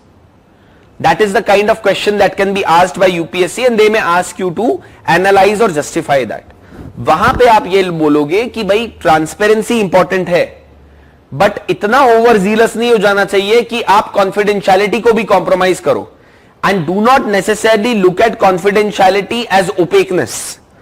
Confidentiality is important to ensure trust is managed between the citizens and the government and between some parties where the government may be dealing with each other. So this is something that you need to keep in mind. So it says that suppose a minister discloses to his secretary that the government is planning to demonetize large denomination currency to fight corruption and black money, whereas the secretary is obliged by law in public interest to maintain confidentiality. तो confidentiality हर समय गलत नहीं होता है. Please understand that. You do not want transparency all the times because that may create problems with number of decisions that are to be taken in governance. So if he leaks the information, he will lose the trust of his minister, which is not conducive for a healthy working relationship. So therefore, public servants need to be very careful that when they are being transparent, they do not end up divulging anyone's personal information, private information. They should take utmost care with that. Secondly, any information which is going to, disclosure of which is going to harm public interest, they should be aware of the same as well. Right? So these are some of the things that we need to keep in mind when we talk about the public transparency and confidentiality. If you see something here, I have provided an ethical framework with respect to some case studies that may come with respect to this. So it says that public servants have access to private information of citizens and this has to be dealt with utmost care. For example, a tax official cannot make in public information about the annual incomes of citizens. Even under the RTI Act, which ushered a new era of transparency, it recognizes the importance of confidentiality and privacy in Section 8, which we have already discussed. So what ethical framework should a civil servant utilize in a situation where he is in a dilemma कि क्या मैं transparency observe करूं या confidentiality observe करूं? Case studies के लिए ये बहुत इंपॉर्टेंट है, right? So what is the framework that you can use? The public servant should find about relevant laws, rules and regulations and follow them in letter and spirit. He should also consider what his conscience says about the problem at hand. Okay? That is another thing. So सबसे पहले तो rules और regulations follow करने हैं public servant को, अगर वो ऐसे किसी डायलेमा में आता है. दूसरा, उसको अपनी conscience पे भी rely करना है. In doing so, he should always test his decision on the touchstone of public interest, जो मैंने बार बार बोला, and the greater good of the society. In general circumstances, a public servant should take the side of transparency while respecting privacy unless and until very strong reasons exist for maintaining confidentiality. देखिए, ये सारे points आपको mention करने होंगे अपने answer में to justify your position. या ये भी हो सकता है that एक और क्वेश्चन दे सकती है यूपीएससी आपको. Civil servants a lot of times face the ethical dilemma of ensuring transparency versus maintaining privacy as a result of the information that they get hold of and that they process. What is your take on that? So there you will talk about that, yes, this is a real dilemma that exists, but it can be resolved.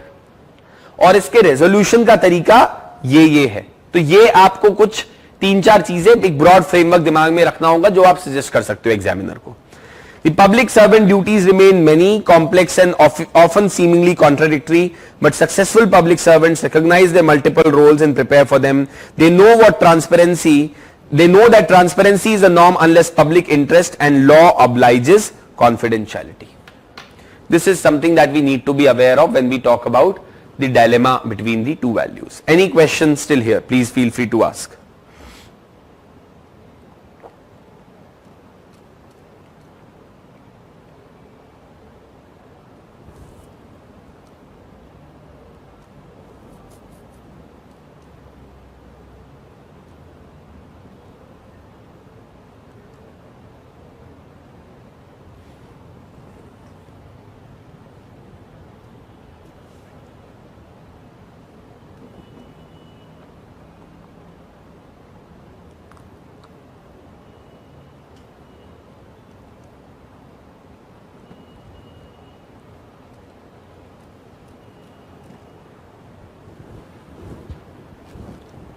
Yashasvi is saying, can we say that RTI amendment of 2019 makes it weaker? In my opinion, yes, it does. But I mean, Yashasvi, that is a different point. We have discussed that several times over in current affairs classes and so many other places. वो different aspects से है. वो थोड़ा सा legal perspective से है कि क्या provisions change किए गए हैं RTI Act में. यहाँ पे हम theoretically ethical concept के respect में ज़्यादा बातचीत कर रहे हैं on the concept of RTI, right? So that is something that we are discussing here.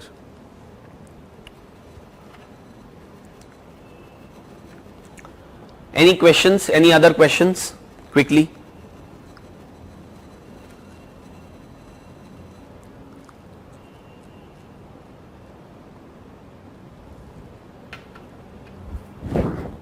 Any other questions?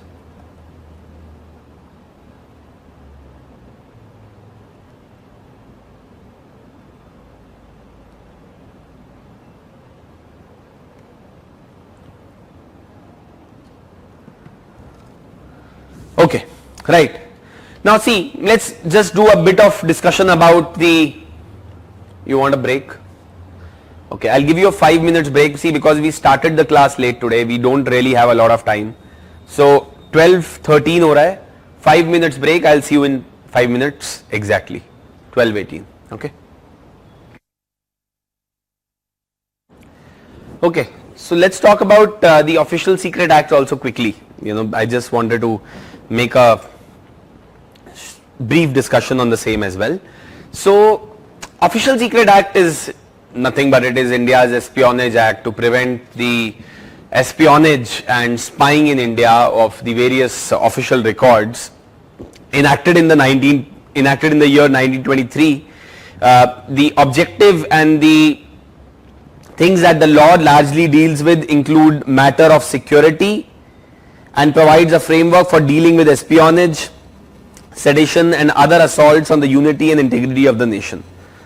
But this law has continued to be in existence even after independence, one, and despite the enactment of the RTI Act, it continues to be in vogue. So, it states that one cannot approach, inspect or even pass over a prohibited government site or area.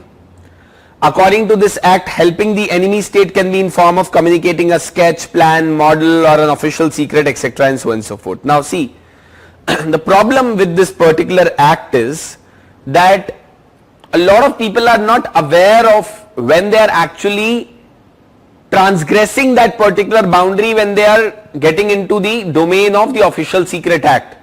And a lot of times they may be involved in divulging information or sharing information which they are not really aware of is classified information under the Official Secrets Act. And therefore there is a probability that a person can be charged with Official Secret Act even when the act of the intention or the act or the intention of the person was not really in place to affect the security or the integrity of the nation. Second is, it has led to a culture of non-transparency in opposition to the ideals of participative governance. And then of course there is a clash with the RTI Act as well, because the spirit of both of these acts, the Official Secret Act of 1923 and the RTI Act of 2005, is completely different. Even though we have seen Section 8 Clause 2 of the RTI Act, but again the problem with this is that there is discretion in the hands of the officer who is dealing with it, right? So there is a potential of misuse of that particular section as well. What is the way out? Second ARC has suggested that you repeal the Official Secret Act of 1923. You need not necessarily need this act to deal with cases of espionage, spying, etc. You already have the National Security Act. So why do you need this particular act, right? And that's what the second ARC has suggested, that there is a requirement to introduce a dedicated national security bill to safeguard the national security interest, or make the required and the requisite changes to the National Security Act of 1980, right? What are some of the ways in which we need to look at the RTI going ahead? First and foremost, authorities should start moving towards making suo motu disclosure as much as possible, providing information in the public domain as much as possible on their own, and observing the basic principles of openness and transparency. Second is, innovative measures need to be taken up to promote open government, and some of these innovative measures could especially come in through the use of technology, involvement of civil society organizations, involvement of citizen groups, involvement of various volunteers. Another thing that you could also highlight is that the Information Commission position can be given to a person of eminence in public life. So why only restrict these positions to former civil servants? Why not civil society members? Why not activists? Why not citizens, those who have worked on seeking information from the government and making governance transparent in India? Why not those particular groups? So those are some of the things that can be mentioned. Then trying to make meetings of the government officials open to the public so that everything comes under scrutiny of the public. You could also be talking about OSA being repealed.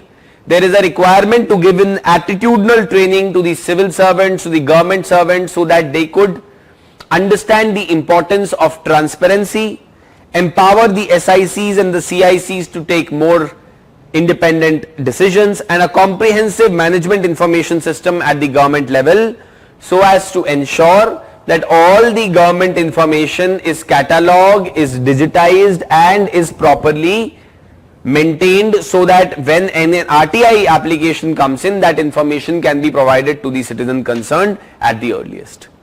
These are some of the things that can be mentioned by you. Of course, you can mention about strengthening of the Whistleblower Protection Act as well, putting in place some manuals or documents and creating awareness regarding the RTI as well. So those kind of things can also be exemplified by you. Yes, very good point, Shobil, that can RTI application and writing of the same be taught in schools, in civics classes, right? Those are some of the things which should be taught to the citizens. Any questions till here related to transparency, etc. and all those other things? Any questions?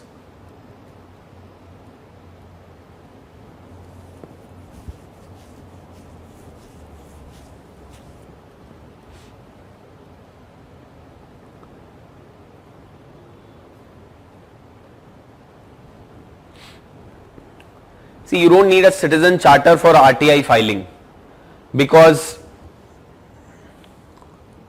RTI filing, RTI is anyway governed by the RTI Act ना, तो आप citizen charter में क्यों डालोगे उसको? यार RTI के ऊपर already time bound delivery, किसकी authority होती है, किसका responsibility होता है, क्या standard meet करना है, everything is mentioned legally in the Act. Then why do you need to go through the informal mechanism of the citizen charter? Right? That's what you need to understand. Now, let's talk about accountability. What exactly do we mean by accountability? To hold someone accountable is accountability, but what is holding someone accountable? If you have a particular job to perform, when I ask you questions about whether you were able to perform that job or not properly, and what were the reasons because of which you were not able to perform that job properly, is what is called as accountability. When you have an answerability or an obligation to reply to an individual or a group of citizens or some authority with respect to some powers that have been vested in you, is what is called as accountability. Accountability, you have to understand, cannot happen without knowing something. Without information, without transparency, accountability cannot be enforced. Also, one more thing that you need to understand is, one is answerability. Let's say you are responsible for the PDS system in your state. One is that if the people come and ask questions of you, कितना पैसा खर्च किया, किस किस को PDS provide किया, किस vendor से लिया, क्या प्रोसेस ऑफ प्रोक्योरमेंट था, क्या टाइमलाइंस फॉलो करी, किस वेंडर के थ्रू इसको फेयर प्राइस शॉप्स पे भेजा, all this will be the part of answerability. But apart from answerability, accountability is more, something more. What is that something more? That something more in accountability includes that can action be also taken against you in case you have failed to fulfill your duties. तो accountability जो है वो केवल government से सवाल पूछने का मतलब नहीं है. Accountability does not mean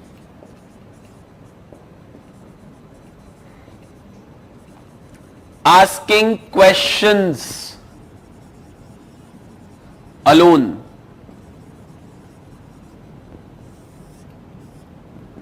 It does not mean asking questions alone. Accountability is much more than that, sir. Accountability is when you can ask questions and when you can take action also for non-performance of duties or non-performance or not being able to achieve the desired results which you were placed in that particular position for. तो accountability एक बहुत ही broader concept है, एक all encompassing concept है. So let's try to understand that. Accountability in simplest of the terms means holding public officials responsible for their actions. It can be defined as obligation of power holders to account for or take responsibility for their actions. Power holders are those people, those who are in position of authority, those who are taking important decisions that concern the public life. Right? Now, According to classic democratic theory, the line of accountability is fairly straightforward. People elect their representatives on the basis of their stand on social, political, economic issues. Administrative agencies carry out the policies made by the people representatives. They are indeed accountable to their political chiefs, who in turn are answerable to the legislature. General theory में एक civil servant की accountability लोगों को नहीं है. Going by the classic democratic theory, because in a classic democracy, policy implementation is the prerogative of civil servant. Policy formulation is the prerogative of politicians. And because politicians are elected by the people, politicians are supposed to be responsible for the decisions taken. And civil servants, because they are not elected, they are appointed, they are supposed to be accountable to their bosses, those who are politicians. Classic democratic theory. But see, today lines between policy formulation and policy implementation have blurred to that extent where civil servants are not only involved in policy implementation but policy formulation as well. So therefore civil servants also owe a responsibility and accountability towards the citizens as well. So what you read here is, in modern day administration, this policy making and policy implementation dichotomy or this boundary does not hold good. The administrators do not participate in policy making and their discretion in today's big government is enormous. As the state has grown big and there have been abuses of power by bureaucrats, incessant demands have been made by public and media that there must be clearer and more transparent public administration and that the moral behavior of public officials must be improved. In other words, public demand in most democracies has been that there must be responsible use of power and authority and clearer means of administrative accountability. Okay, that is essentially government officials are accountable for two things. One, what is their conduct, and second, for their performance. Their conduct they are responsible and accountable for. Their conduct should be as per the values, as per the standards that are expected of a civil servant. Their conduct should be as per the conduct rules that have been made for them. Whereas they are accountable for their performance also. So point is that conduct will be seen on the basis of whether they are obeying the law and not abusing the power. So let's say if a civil servant, let's say an IPS officer is driving on the road, he jumps the red light, he is supposed to be held accountable for his actions as a citizen, one. Secondly, let's say the accountability of the officer concerned who is supposed to challan this IPS officer also exists because of his conduct. But not just this, but the performance is also something which is to be taken into consideration. So one is that civil servants should obey the law and should not abuse the powers. They are accountable for their actions on that particular aspect. Secondly, they should serve the public interest in an efficient, effective and a fair manner. So the notion of accountability carries two basic things with it. One is answerability, which stands for the obligation of public officials to inform about and explain what they are doing. And the enforcement, that is the capacity of accounting agencies to impose sanctions on power holders who have violated their public duties. तो मैंने यही आपको समझाया कि एक तो है accountability, जो कि आंसरेबिलिटी, जवाबदेही, पर केवल जवाबदेही से अकाउंटेबिलिटी नहीं बनता है. You should also have the powers to impose sanctions and take actions against those individuals, those who are erring. अब दूसरा एक कॉन्सेप्ट जो हमें समझने की जरूरत है दोस्त, वो है what is the difference between accountability and responsibility. Accountability और रिस्पॉन्सिबिलिटी में क्या फर्क होता है? See, I am a civil servant, I am accountable to the people for the formulation of policy and implementation of the same with respect to education. I am Secretary of Ministry of Education. For a few days, I go on a vacation. I hand over my responsibilities, that is my day-to-day work, to the additional secretary. That you are supposed to take account of what is happening on the ground. You are supposed to get the reports daily. You are supposed to publish the data daily. You are supposed to write a mail to the minister daily regarding the progress of the department, etc. This is what is called as shifting or giving away of responsibility from one officer to the other, where you are giving duties to the other person. This is called as responsibility. You are responsible for the performance of your duties. Accountability, on the other hand, is a much broader concept. Accountability of the position will still remain with me only. मैंने अपना काम किसी को दे दिया, मैंने responsibility दे दी है, but accountability फिर भी मेरी ही है, because I am the one who is supposed to hold that particular position.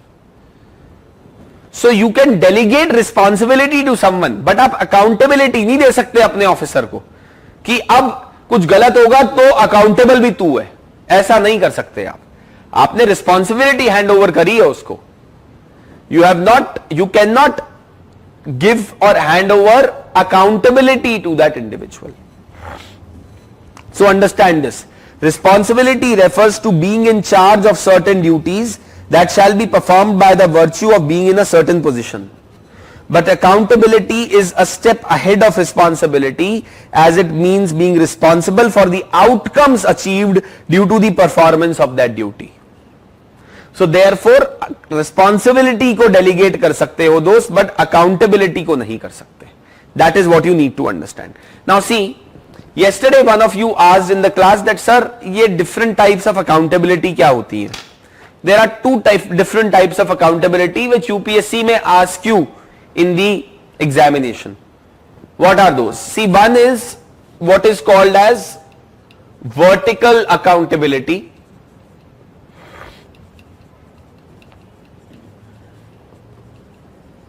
And the other one which is called as horizontal accountability.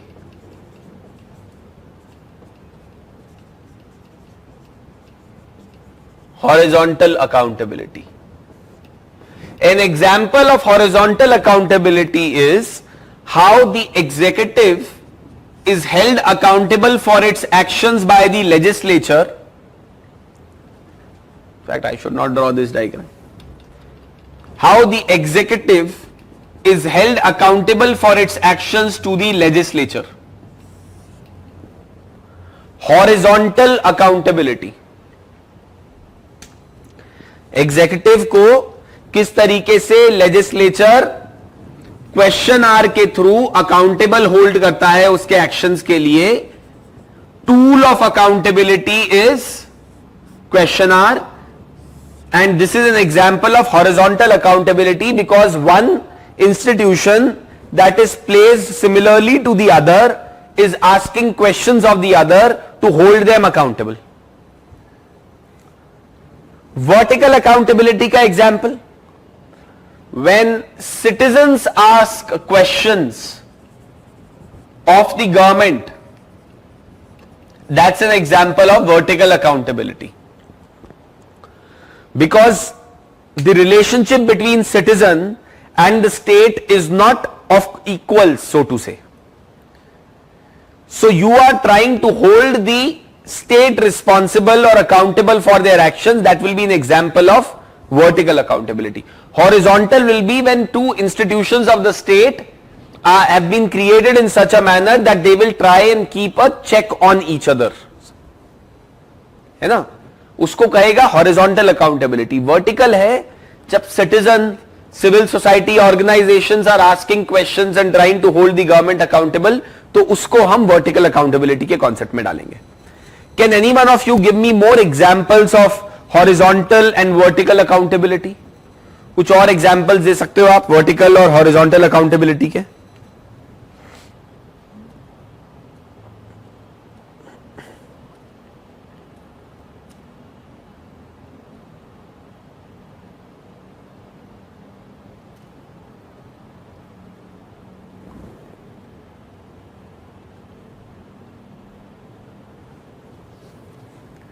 Any examples that you can give me of vertical and horizontal accountability?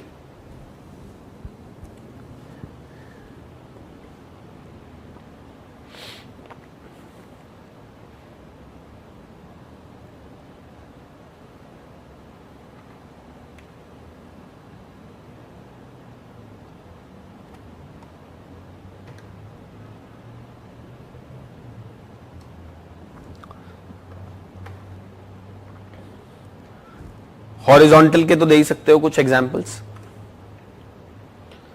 Peer reviews, okay, fair enough. What else? Checks and balances between judiciary, executive and legislature. Judiciary's power of judicial review is nothing but an example of horizontal accountability. What else?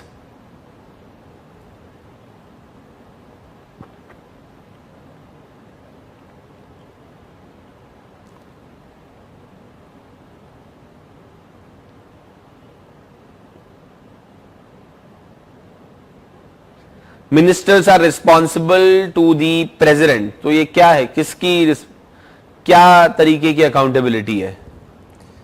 Horizontal है, vertical है?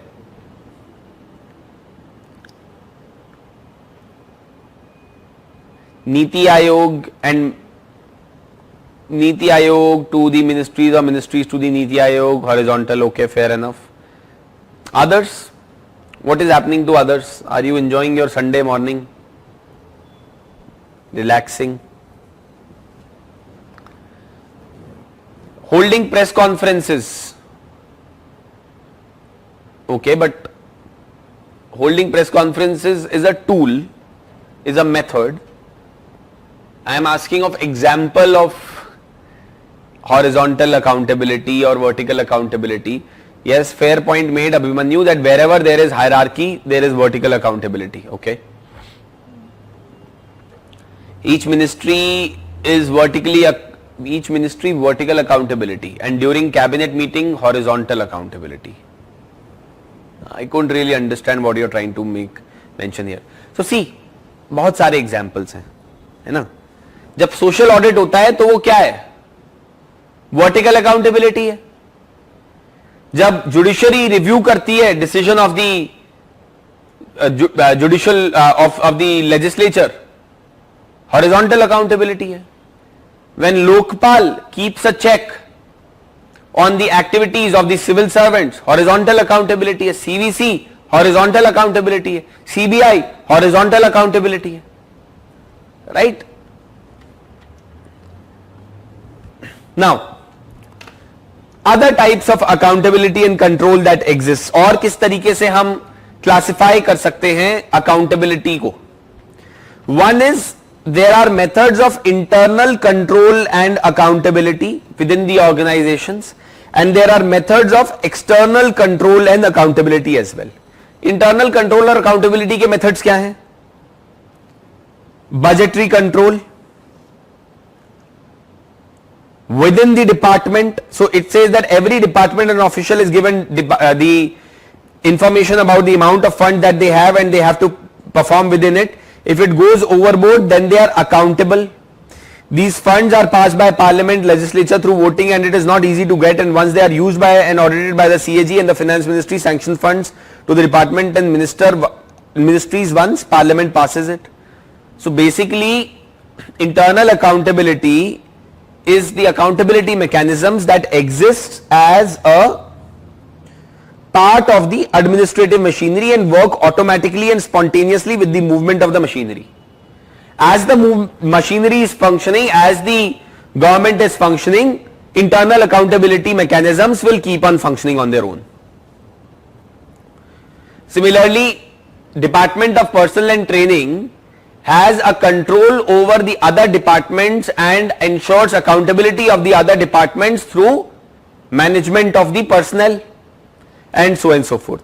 External accountability और external जो control है वो exist करता है when institutions outside the particular branch of the government or institutions that are independent hold the institutions accountable.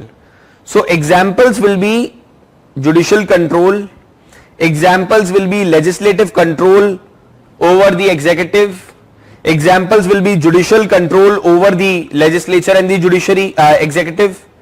Then social audit is also a form of external control. All of these will fall into the meaning of the external control. CBI, CVC, Lokpal, etc. would also form into the external control and accountability.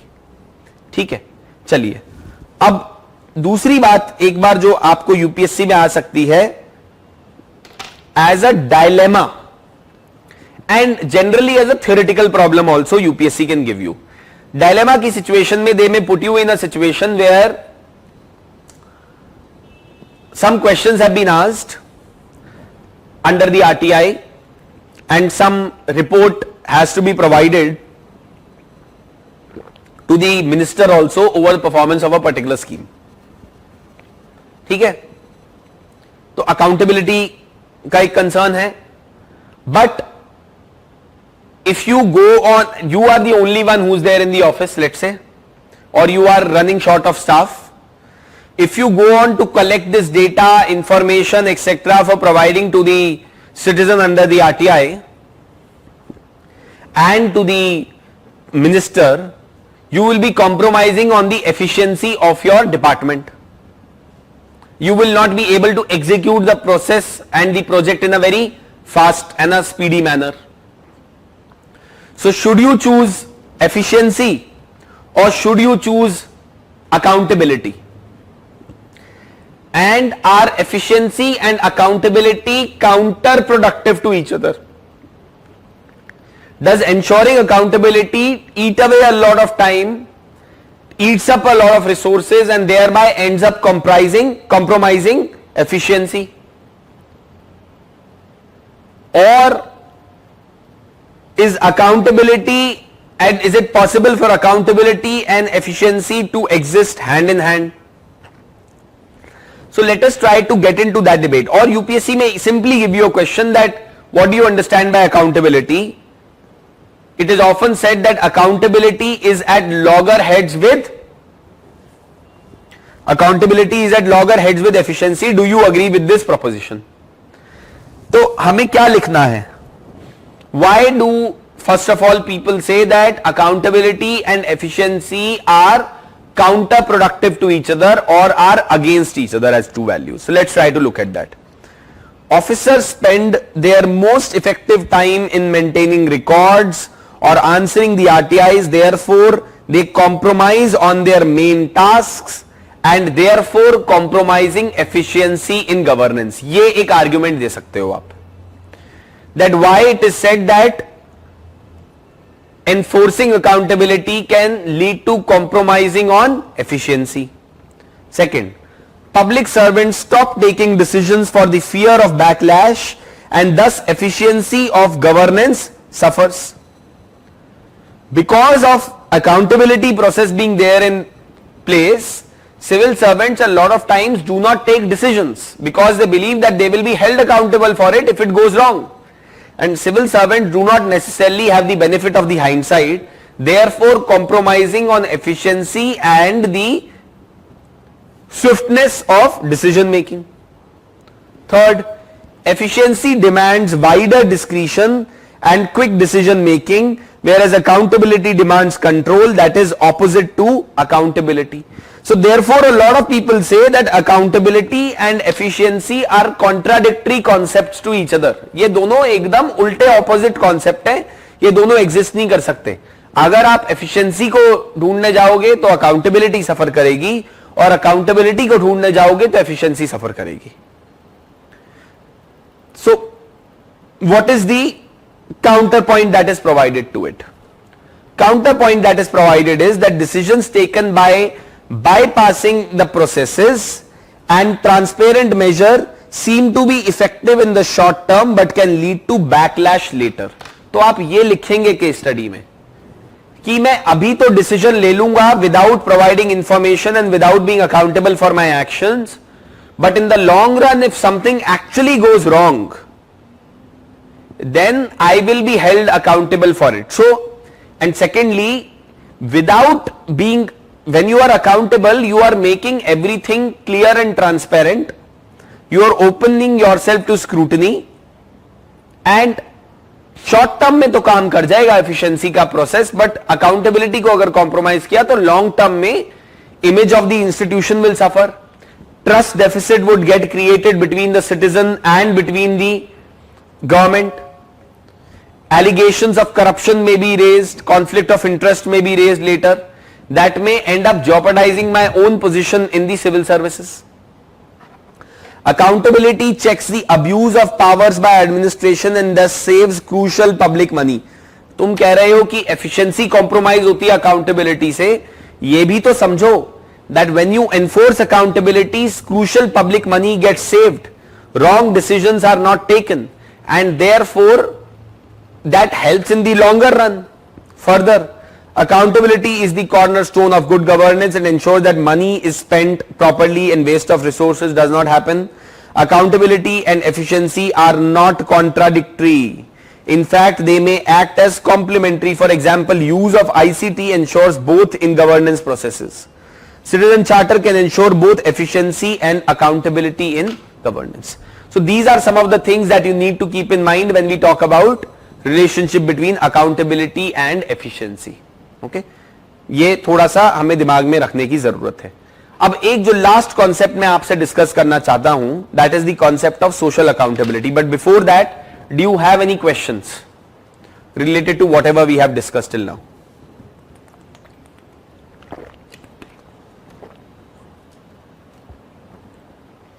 Any questions related to whatever we have discussed?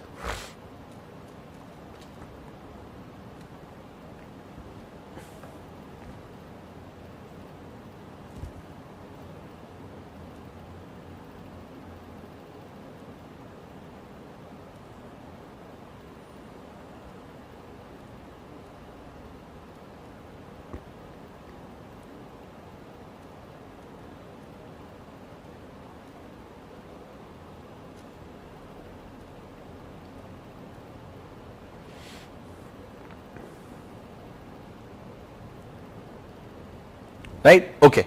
Let's proceed further now. And let's talk about social accountability. So what is social accountability? This is a new paradigm, new concept that has come in the recent decade only. Recent 2-3 decades only. So what is social accountability? World Bank says that social accountability is an approach towards building accountability that relies on civic engagement, that is, in which ordinary citizens or civil society organizations who participate directly or indirectly in exacting accountability out of the government officers. Social accountability is sometimes referred to as the demand side of good governance, as it is based on the involvement of citizens in exacting accountability from their elected representatives and leaders. Social accountability can also be understood as particular form of civic engagement. एक लोगों की participation का भी तरीका है governance में, democracy में. Social accountability mechanisms are often referred to as external or vertical mechanisms of accountability. One important vertical mechanism of accountability in democratic states is election, but elections do not necessarily ensure accountability all the time. Traditionally, social accountability किस तरीके से होती थी? Elections, investigative led journalism, etc. etc. But अब नया तरीके का social accountability आया है. For example, participatory budgeting. Before the budget is prepared every year, government invites suggestions, government meets various industry experts, various citizen groups, etc. to understand their concerns and issues of things that should be included in the budget. That is an example of social accountability. What else? public expenditure tracking. You must have heard of the concept of Jan Sunwais that are done. MG Narega में social audit होता है. Citizen monitoring and evaluation of public service delivery. Whether a particular public service that was supposed to be delivered to the citizens has actually been effectively been delivered. A chaupal would be made, and where citizens would sit, civil society organization would come, government officials would come, contractors would come, and questions would be asked to them straight away on the face of it, right? Social accountability mechanisms are therefore intended both to complement and enhance conventional mechanisms of accountability. Importance क्या है? एक तो बात यह है कि it allows ordinary citizens to access information, voice their needs and demand accountability between elections. Democracy becomes much more than just going and voting every 5 years. Second is that it improves the effectiveness of the developmental initiatives. Why? Because utilization of public funds would take place in a much better manner. And most importantly, it helps, as it says in many countries, especially developing one, government failed to deliver key essential services to its citizens due to problems such as misallocation of resources, etc. and so on and so forth. Similarly, governments often formulate policies in a discretionary and a non-transparent manner. Social accountability ensures that there is transparency, questions are asked of the government, and officials would be wary of misusing their powers. Empowerment particularly of poor people can take place as a result of social accountability mechanisms. ये हम बहुत पहले discuss कर चुके हैं काफी. And it ensures curbing corruption as well. Why is it better than other methods of extracting accountability? Why is accountability, social accountability, a much better method of extracting accountability than any other method? So let's try to understand that as well. Conventional accountability mechanisms rely on government agencies to extract accountability. Internal mechanisms like department hierarchy are prone to biases, favoritism, etc. and so on and so forth. और CVC वगैरह भी जो हैं वो political interference से मार रहते हैं. But this mechanism is free of many of these vices which are present in the other mechanisms. Second is, conventional methods don't involve public in defining standards, methods of accountability, etc. Here involvement of public is happening.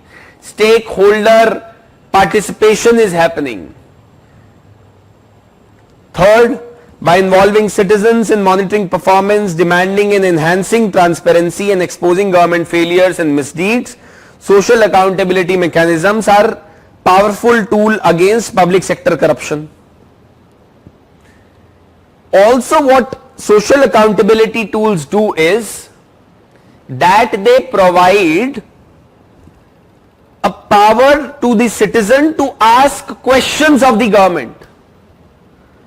Social accountability tools provide citizens the empowerment to ask questions which earlier they would not have been able to do. See, आप बात समझिए कि क्यों मैं ये social accountability के concept को emphasise कर रहा हूं. It is a method which is different from rest of the methods of accountability.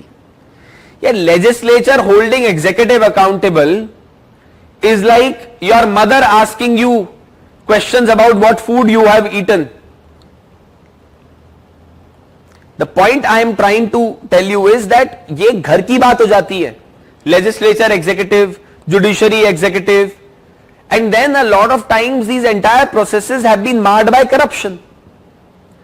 Secondly, the real end user is not being involved in the entire accountability process in these various other accountability processes that we talked about. इस case में citizen question पूछ पा रहा है जो कि and user है actual में. और मोस्ट इंपॉर्टेंटली आप सिटीजन को एम्पावर भी कर रहे हो, एलिवेट भी कर रहे हो. You are elevating the status of the citizen as well and making democracy more participative in nature as a result of social accountability mechanisms put in place. So that is what you need to understand is the importance and significance of social accountability.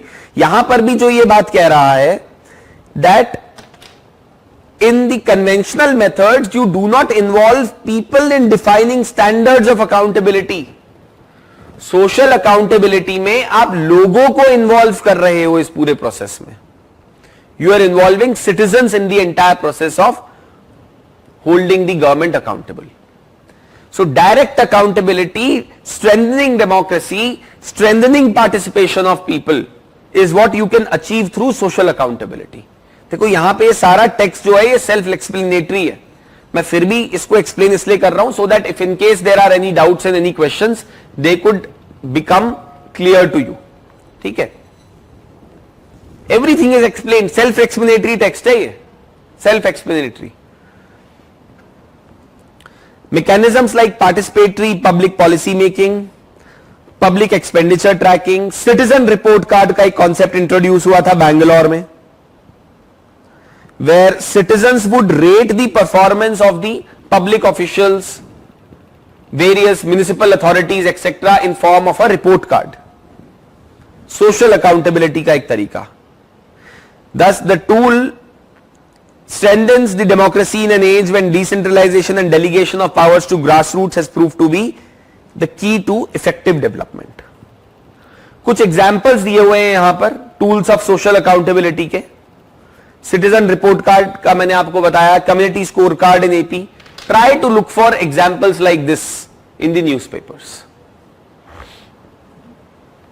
Right?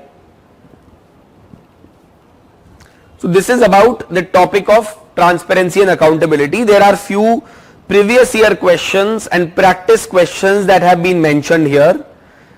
Try to see them on your own. Say for example, at times they are saying that while transparency is certainly a check on abuse, it is an oversimplification to assert that public has the right to know everything. In this context, examine how increasing transparency at times can sometimes be self-defeating. तो ये कुछ examples हैं how increasing transparency at times can be self-defeating. You can refer them, but then you have to justify that. See, ultimately it can be self-defeating, but transparency के बिना आप governance को reform करने की बात नहीं कर सकते हो. Yes, boundaries should be drawn between where and what kind of information cannot be sought from the people, from the government, by the people. But we should keep in mind that in the longer run, for the effective utilization of public resources, for setting the right kind of example in the society, it is important that accountability and transparency remain. Right? So those are some of the things that you can mention here. फिर यहाँ पे लिखा है analyze the importance of social audit and suggest measures to make it more effective in the process of implementing governmental schemes. Please read through these things. They are, ये एकदम आपको clear कर देगा concept के अंदर that how you are supposed to write answers to questions that may be asked pertaining to these particular topics in the examination. Right?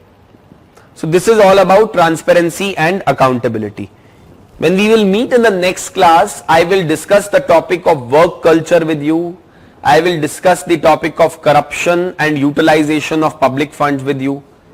फिर बचेगा topic corporate governance, ethics in international relations वगैरह के भी कुछ topics बच जाएंगे. Any questions that you have for me? Any questions और any doubts?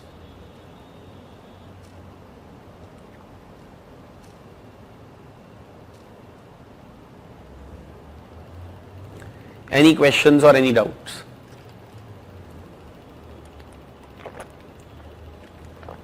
Theoretical concept ज्यादा है देखिए ट्रांसपेरेंसी और अकाउंटेबिलिटी, बट हमें उसको प्रैक्टिकली देखना है. तभी मैं बार बार आपको प्रैक्टिकली उसको समझाने की कोशिश कर रहा था कि किस तरीके के केस स्टडीज कहां पे इसका एप्लीकेशन हो सकता है.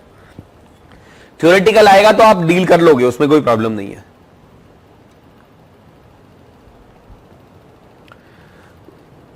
one question, that is, what should be the difference in approach to answering questions in governance in paper 2 and ethics in paper 4? Depends upon the question.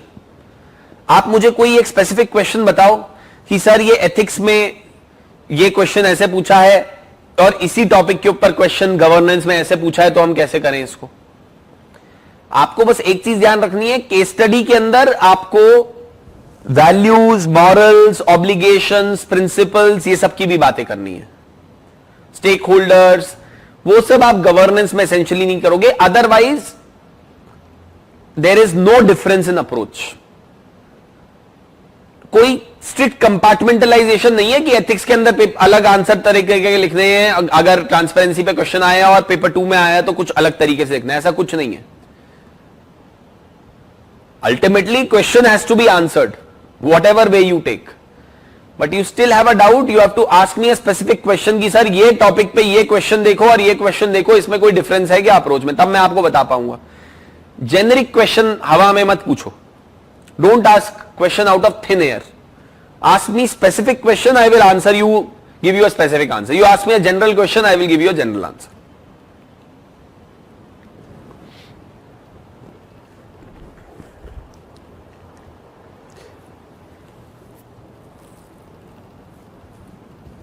Anything else? Okay, fine. Thank you so much. I'll see you next week, 1:30 Saturday, and we will continue our discussion. Probably 2 more classes is what we would need in order to cover the remaining syllabus of ethics and governance. Right? I'll see you on Saturday. Bye bye. Take care. Have a good weekend.